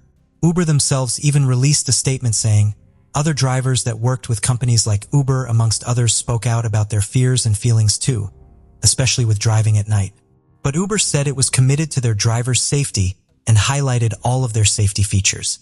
These include an emergency button that, when activated, sends details to authorities and a requirement that riders using anonymous payment forms upload images of government IDs.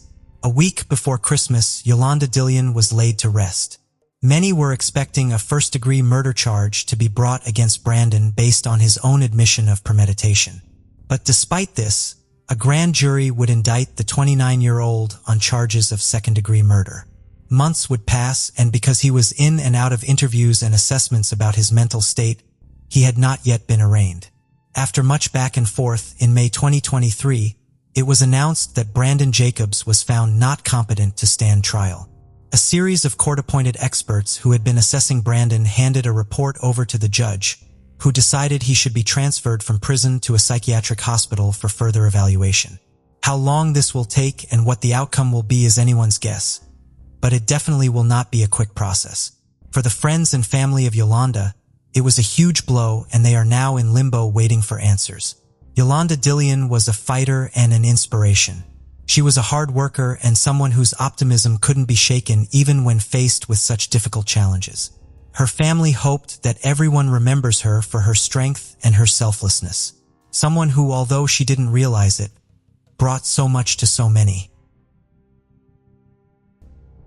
While on a trip to Australia with her best friend, a 17-year-old girl suddenly vanished without a trace. The police and her family were left wondering what had happened to her for 18 years, despite the thorough search for her and the numerous witnesses that came forward. One shocking fact emerged when this terrible mystery was finally unraveled. The police had all the information they needed to wrap up the investigation quickly, but their carelessness and lack of professionalism caused it to take almost 2 decades. In today's video, I will narrate the story of what happened to Haley Dodd. Haley Dodd was born in the United Kingdom on the 30th of November, 1981 to Raymond and Margaret Dodd. She grew up in a fairly large, close-knit family with 5 other siblings. When Haley was younger, in the year 1990, she and her whole family immigrated to Australia, settling in the village of Mandorah. Throughout her elementary, middle, and high school, Haley Dodd was an excellent student. She participated in sports and had intentions to further her studies. She wanted to become either a veterinarian or a school teacher. However, before making a final choice for a career, Haley wanted to go on an adventure, exploring the whole of Australia. For this reason, at the age of 17, when she obtained her high school diploma, she and her best friend Lisa left on a trip to Western Australia. Their goal was to spend a few months away from home rather than just driving through nearby towns and tourist hotspots. The 2 friends planned to look for temporary jobs while traveling in order to pay for their living expenses, which included food and transportation. They planned to enjoy their vacation by hitchhiking within cities in Australia, which at the time didn't seem like a risky idea. 1 out of 100 young women were being killed while hitchhiking at the time, but given how many people did so safely, there was no widespread fear sparked by these crimes. Haley Dodd was certain that even with a friend by her side, her parents would forbid her from traveling by hitchhiking. She then assured them that she would be taking the bus instead. In July 1999, Haley and Lisa traveled to a place called Dangara. They already had a part-time job where they would work as day laborers on a nearby farm there. They were residing at a camping ground where they got a space to sleep for the night in exchange for a small fee. These camping grounds are very popular in Australia, primarily due to their low prices. A few days before starting work, Haley made the decision to use the rest of her free time to travel to a family friend's farm near Moora. She had once been there and wanted to visit them after a long time.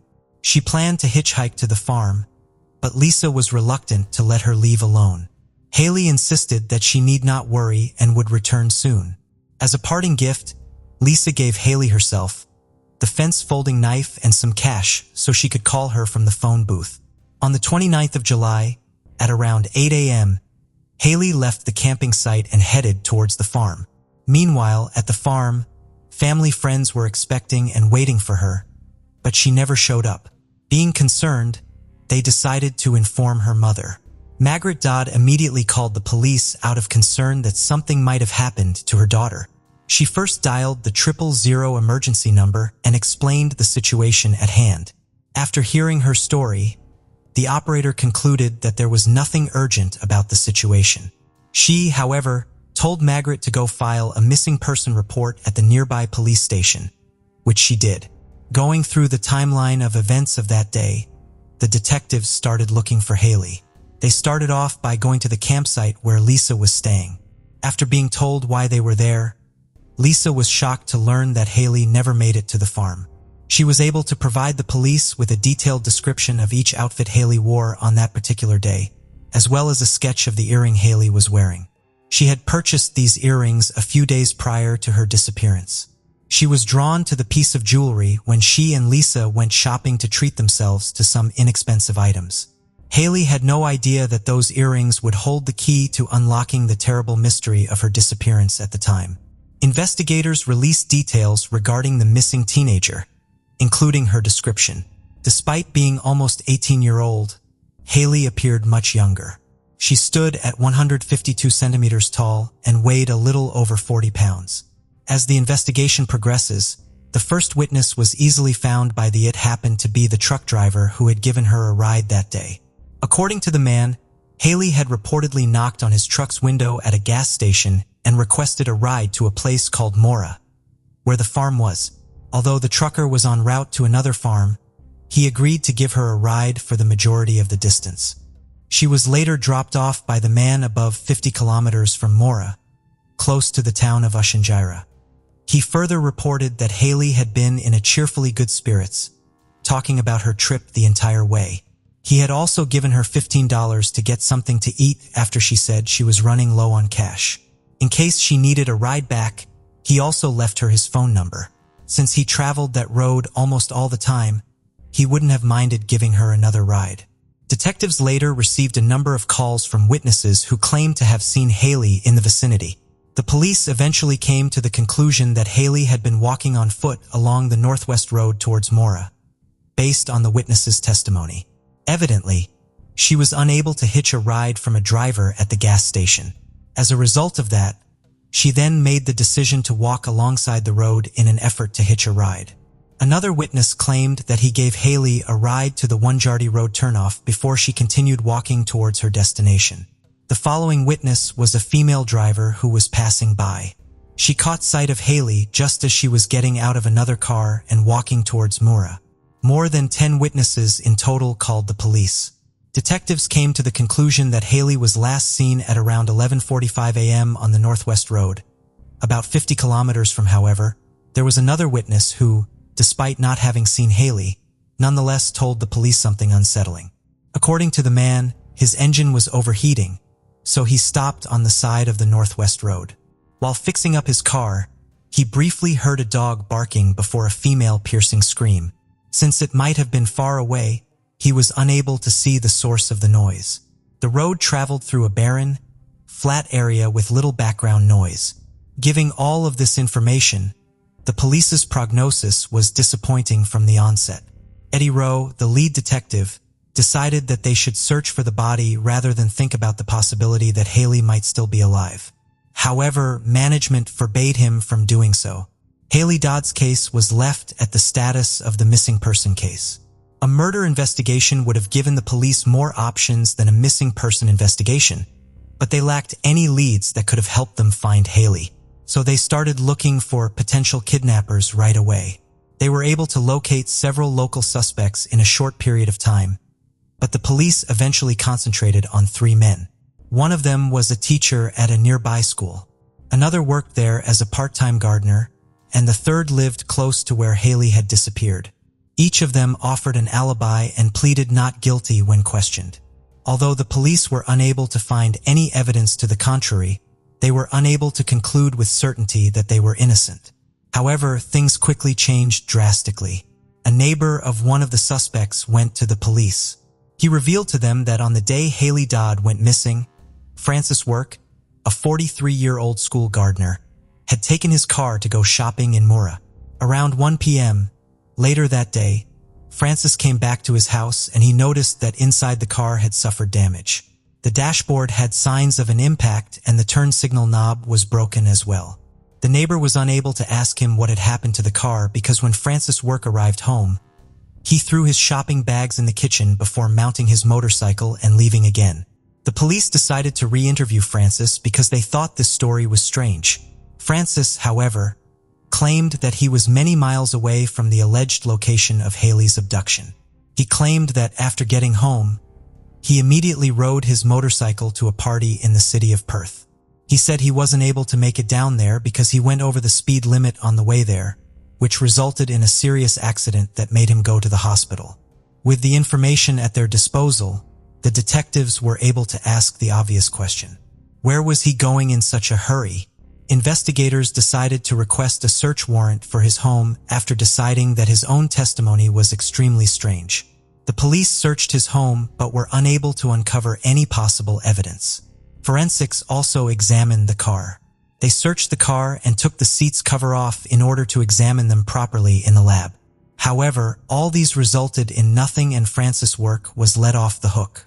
Not long after that, he moved to Queensland on the other side of the country, leaving the detectives without any leads while the case was left hanging on the shelf. Detectives made attempts to move the case forward by locating fresh witnesses and evidence, but all efforts were futile. After 8 long years, in 2007, Francis' work returned to the police radar. At that time, he was residing in a remote area of a small town. Next to his door lived an elderly couple who were relaxing one morning on their porch, when they suddenly became horrified to see a young woman running in their direction completely naked and covered in blood. When she requested for help, the couple immediately called the police. The victim claimed that the previous evening she had attempted to get a ride. A man pulled up in front of her and offered to take her to wherever she was going. During the journey, the man then informed her that he had to go to one location in order to fill up his car with gas. They later pulled up to a house in the middle of nowhere where he called her inside and offered her some tea, which sadly she didn't deny. He attacked her shortly after that and after a brief struggle, succeeded in taming and tying her up. The victim endured horrific violence and torture for the next few hours. Additionally, her attacker stole one of her earrings by ripping it off. This man was Francis' work, as you may have guessed. In the morning, the woman realized she could run once the rope was off her hands and her legs were free. She immediately started trying hard to loose the rope. After she succeeded, she watched out for Francis' work, waiting for him to get as far away as possible before dashing out through the back door. One smart move to note in the midst of this chaos was that the woman took off her necklace and threw it under the bed. Before leaving, she decided to leave some personal items in Francis' home out of concern that the police might not find any evidence to support her claim when she eventually reports him. And guess what? That single act of hers actually worked. After searching Francis' home, the police discovered the identical necklace and arrested him right away. After the trial, he quickly came to the conclusion that he could not get away with what he had done and made the decision to come clean. He then received a 12-year prison term. Although Francis' arrest was reported to the Western Australian police, who handled the Haley Dodds case, they showed no sign of interest whatsoever. The 8-year-old cold case, which so closely resembled the facts of Francis Wark's crime, was not revived by the police. The detectives only agreed to reopen the case at Haley's mother's insistence. However, they quickly came to the conclusion again that Francis was still innocent in the Haley Dodds case and that there was nothing they could do to change that. The police rebuffed Haley's family's repeated requests for a thorough investigation, saying that they had already done everything within their power. Haley's relatives spent tens of thousands of dollars on private investigators in a futile attempt to wait for law enforcement assistance. It was 6 long years before the case changed course. It was discovered in 2013 that the police had simply forgotten about the evidence, which ultimately proved to be the key to cracking the case. Tracy Horan, a medical examiner, submitted a request to reopen the Haley Dodds case.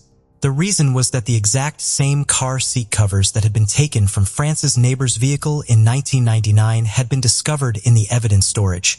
Unexpectedly, it happened that for 14 years no blood, DNA, or other forms of evidence had ever been tested on the seat covers. When the forensics went through the covers more thoroughly this time, they discovered a woman's earring that had become tangled in the material. Detectives went back to the drawings Lisa drew for the police shortly after her friend vanished. They came across the drawing of the earrings. Haley was wearing that day and were shocked to see that it was the same earring found in the covers of the car's seat. Experts also found a human hair that had been removed from the car's mats. DNA sample was taken from the hair, and it matched Haley Dodd's mother's DNA. That implied that the hair was almost certainly Haley's. However, the likelihood was not 100%, making it very challenging to bring charges against Frances as soon as possible. As soon as the information reached the media, the police came under heavy fire. This evidence was right under the investigators' noses for 14 years, but during that time they never remembered it. Naturally, such a discovery altered the course of the investigation, and the detectives traveled to another region of the country to question Frances once more. Frances Work was still serving a jail term at the time for assaulting a woman in 2007. He told the detectives the same story that he had told them 14 years earlier. He denied being involved in the murder and insisted that he was out shopping in Mora when Haley Dodd was kidnapped. The nearly 4-hour-long interrogation produced no results, so the police were forced to get the case ready for trial. He wasn't officially charged with Haley's murder until 2015, at which point he was deported to Western Australia. The trial started in late 2017. All of the evidence presented, according to France's defense, was circumstantial. His defense claimed that the earrings Haley Dodd purchased were both inexpensive and popular. Therefore, another woman might have left it in the car. Although not an exact match, the hair in the car showed a 100% match to Haley's DNA, though it would have been extremely unlikely to make a mistake here. That was sufficient for the attorneys, but the judge didn't find any of these arguments convincing. If Frances' crime from 2007 hadn't occurred, perhaps he would have still had a chance to escape punishment. However, he did more than just abducting the hitchhiking woman. He also stole her earring. The prosecution's theory that the man was hoarding the victim's earrings as trophies ultimately raised more questions about him. As a result, the judge sentenced him to 21 years in prison after finding him guilty of kidnapping and killing Haley Dodd. All of these occurred while his prior sentence was still being processed. Frances Work was sentenced at age 62, but the story did not end there. The jury was of the opinion that Frances abducted, killed, and then hid Haley's body, which was never discovered. Frances also refused to admit to his crimes. In 2018, Haley's mother worked to pass a new law that states murderers are not eligible for parole if they refuse to reveal the location of their victim's body. Haley's mother repeatedly asked the killer to reveal where he hid her daughter's body, but he refused. 2020 saw the occurrence of another notable occasion. Frances' appeal to have his sentence overturned was accepted by the court, and a new hearing was scheduled. His attorneys continued to argue that he would not have had time to abduct Haley Dodd between his trip to Mura and his return home. However, the court stated that the time span gave him well enough chance to do so, especially given the haste with which he arrived home and immediately left for Perth on his motorcycle. Even though the hair and the earring were still considered to be two of the most important pieces of evidence against him, Frances was still successful in having his sentence reduced. The court reduced his sentence from 21 years to 18 years after finding him guilty of involuntary manslaughter. But because of a law that was passed in 2018, he would still be unable to leave prison if he refused to say where he hid Haley Dodd's body. The detectives continue to be busy because of another aspect of the entire case. They are confident that Frances has victimized numerous additional women and that none of them have been able to escape his wicked ways. This psychotic man may have been offering pretentious rides to young women on the streets for years. Only he knows what happened to them. The disappearance of a woman in late 2005 was one of the most likely comparable cases. She had hitchhiked to another city and had vanished without a trace. Because Frances knew the victim personally, the detective in charge of the case is certain that he abducted her. But there is currently no evidence to pin him to the crime. It might turn up again in the police's evidence room a few years down the road, but that wouldn't matter to the criminal. Frances would have been charged for the murder of Haley Dodd in 1999 if the police had conducted a more thorough inspection of the car. We currently have no way of knowing how many lives he destroyed in the years that followed, but sooner or later, the mystery may be unraveled. This entire story has another unsettling aspect. Do you recall that the police named 3 main suspects, including Francis, during the preliminary stages of the investigation. 5 months after Haley Dodd vanished, one of the suspects killed his wife. The second, who worked as a teacher, ended up being among the worst child predators in Australian history. Unfortunately, the police were powerless to stop them at the time of Haley's murder, before they could harm someone else. Every day, murders go unsolved and eventually become cold cases. The victims' families wait for justice, which sometimes takes ages to come. While some perpetrators of these evil acts go on to commit more brutal murders, some repent and hope not to get caught. Recently, the families of unsolved murder victims have seen a glimmer of hope with the use of improved DNA technology, used to solve decades of cold cases. Here are 3 of the cold cases eventually solved with DNA in the 20s. Fawn Cox was 16 years old when she was raped, strangled, and eventually killed in her bedroom on the 26th of July, 1989. Fawn was a junior at Northeast High School and had been working as a cashier at Worlds of Fun, a Kansas City amusement park, until 11 p.m. that evening when her mother, Beverly, had picked her up and brought her home. Her family said she had gone straight to bed due to how exhausted she was. Fawn's younger sisters Amber and Felisa would often sleep upstairs with her, but on the night she was murdered, she was the only one in the room upstairs. While she was sleeping, someone snuck into the house through an upstairs window and raped and strangled her in her bed. There were semen stains left behind on the bed.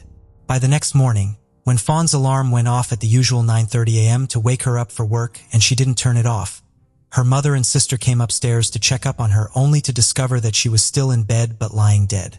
Her family claimed to have not heard anything from downstairs.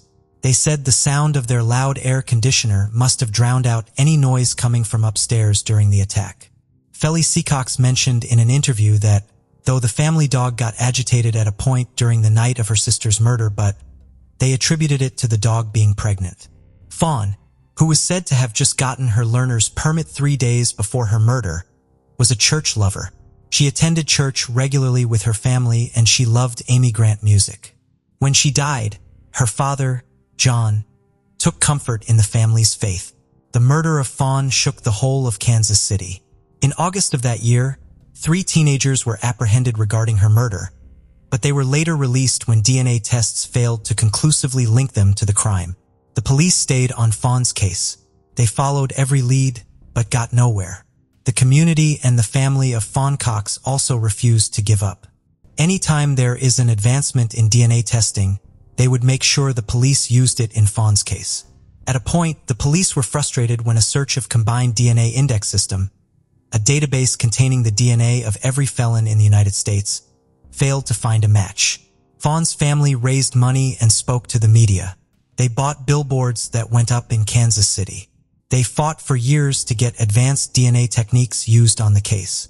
They held fundraisers, even offering to pay for it themselves, as the Kansas City police could not afford it. Eventually, the FBI paid for a genealogy DNA testing, and on the 11th of November 2020, after narrowing down their list of suspects, the police finally revealed Donald Cox Jr., Fawn's cousin, who was 5 years older than her as the murderer. Unfortunately, justice could not be truly served as he had died of a drug overdose in 2006. To further prove that Donald Cox Jr. was the murderer they had wanted for decades, the investigators who had worked on Donald's death investigation had retained his blood sample during his case because they had sensed foul play in the circumstances surrounding his death.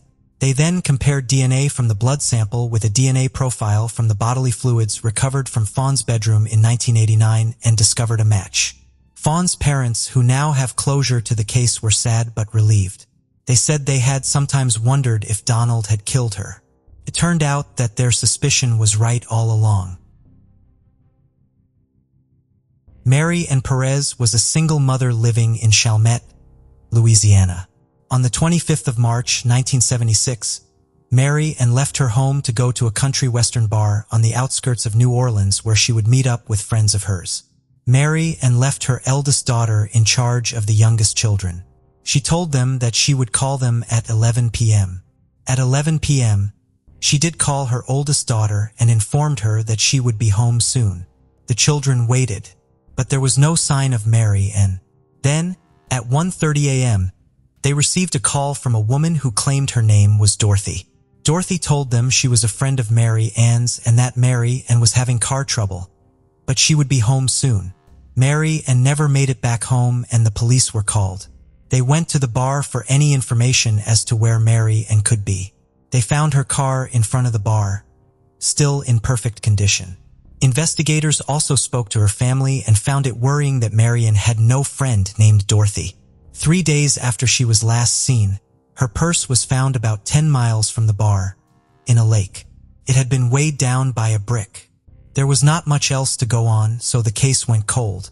That was until 9 years later in 1985. New Orleans detectives were sent to Kansas because a man confessed to ending the life of Mary Ann. The man's name is David Courtney. He claimed that he and his wife abducted Mary Ann before ending her life. He said that one night he was driving along the highway and then stopped at a country western bar in New Orleans. He noticed an intoxicated woman that couldn't unlock her car.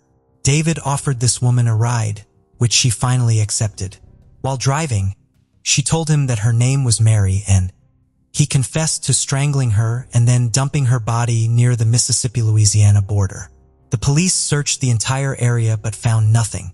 This led her family to believe that Mary Ann might still be alive. What also helped the family keep their hopes up was that Mary Ann's daughter-in-law received a phone call from a woman in 1990. The woman claimed that she was Mary Ann's best friend and that the two of them were being held captive and were not allowed to call again. Mary Ann's family believed that David was not successful in strangling Mary Ann, while the police believed he was and that David merely misremembered the location where he put her. It would be another few decades before we would learn what really happened to Mary Ann. In December of 2017, the police announced they believed they solved the case. This is what they had to say. In November of 1976, 8 months after Mary Ann disappeared, skeletal remains were found in a cornfield in Alabama just over the Mississippi border. It took 2 different police departments to solve this case. One police department knew about the disappearance of Mary, and the other knew about the skeletal remains that were found. Mary Ann had a partial dental plate on her upper front teeth, the same as the Jane Doe that was found. The police went to Oklahoma where the body was being stored in a warehouse and took DNA samples. They then took DNA samples from one of Mary Ann's daughters. In November of 2018, the DNA tests positively identified it as belonging to Mary Ann. Investigators still believe that David Courtney's confession is true. He is currently serving a life sentence. Carla Jen Walker was born on January 31st of 1957 in Fort Worth, Texas. She was a 17-year-old cheerleader and student who was kidnapped out of her boyfriend's passenger seat on the 16th of February, 1974. Carla and her boyfriend, Rodney McCoy, were sitting and waiting for friends in his car in the parking lot of Brunswick Ridgely Bowl. After attending a Valentine's dance week at Western Hills High School when suddenly, the car door swung open and the two were attacked and assaulted by an unknown person who mistakenly dropped the magazine from his gun during the attack. While trying to fight off the bad guy, McCoy was knocked into unconsciousness with the back of a pistol. When he woke up later, he discovered Carla was gone and the last thing he remembered was her shouting, "Rodney, go get my dad." McCoy then went to Carla's house to tell her parents what had transpired. They called the police who searched the area where she had been kidnapped. Her purse and the magazine clip the attacker left behind were the only items recovered in the parking lot. Several days later, on February 20th, 1974, Carla's body was found in a drainage covert at Benbrook Lake. According to autopsy results, she had been alive for 2 days after her abduction and she had also been beaten, raped, injected with morphine, tortured, and strangled to death. The police were said to have quite a number of suspects on their list during the first phase of investigation. One man named Glenn Samuel McCurley was questioned shortly after Carla's murder in 1974 because the gun magazine found in the parking lot of the bowling alley was tied to him. Apparently, he had recently purchased a pistol that used the same magazine as the one found on the crime scene. However, McCurley told investigators that his gun was stolen from his truck. After taking and passing a polygraph test, he was let off the hook. At this point, there was nothing tying him to the murder. The police, who desperately wanted answers, had obtained evidence of semen and other bodily fluids from the crime scene. They had also preserved Carla's clothing for further investigation, but due to lack of advanced technology in the 1970s, the killer could not be identified. Hence, the murder remained a cold case for 46 years until in September 2020, when the police got DNA samples from the trash can outside McCurley's home. After confirming that the samples matched the DNA evidence gotten from the crime scene in 1974, investigators returned to McCurley's home, where he invited them in for a talk. He repeated the same story he told the police in 1974. He claimed not to have killed anyone and said he never knew Carla Jan Walker.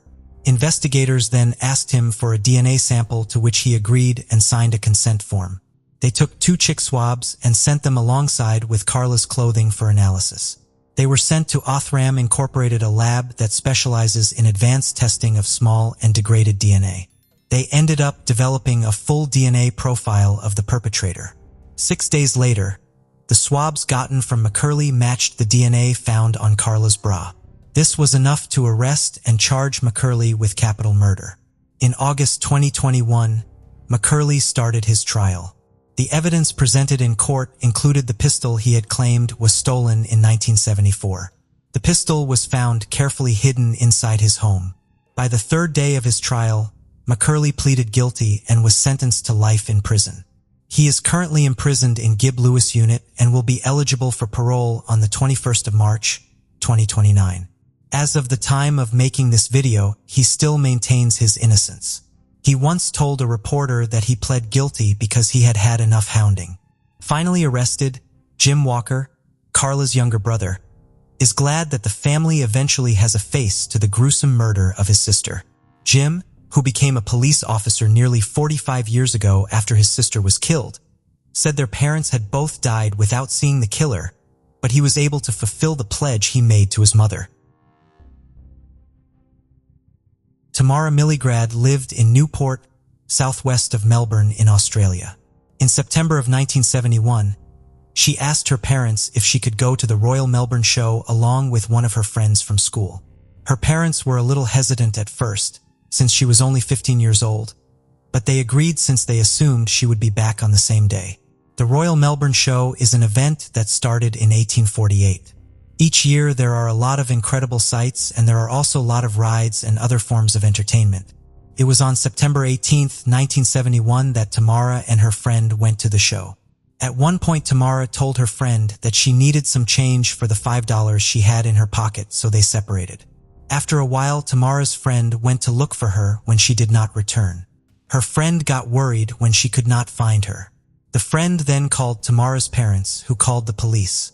They informed the police that their daughter went to the Royal Melbourne Show and could not be found. The police learned from her parents that Tamara had a huge argument with her parents about the boyfriend she had at the time of her disappearance. Some of her friends also came forward telling the police that Tamara would often tell them she wanted to start a new life. This made the police believe that Tamara was not abducted, but that she had actually ran away.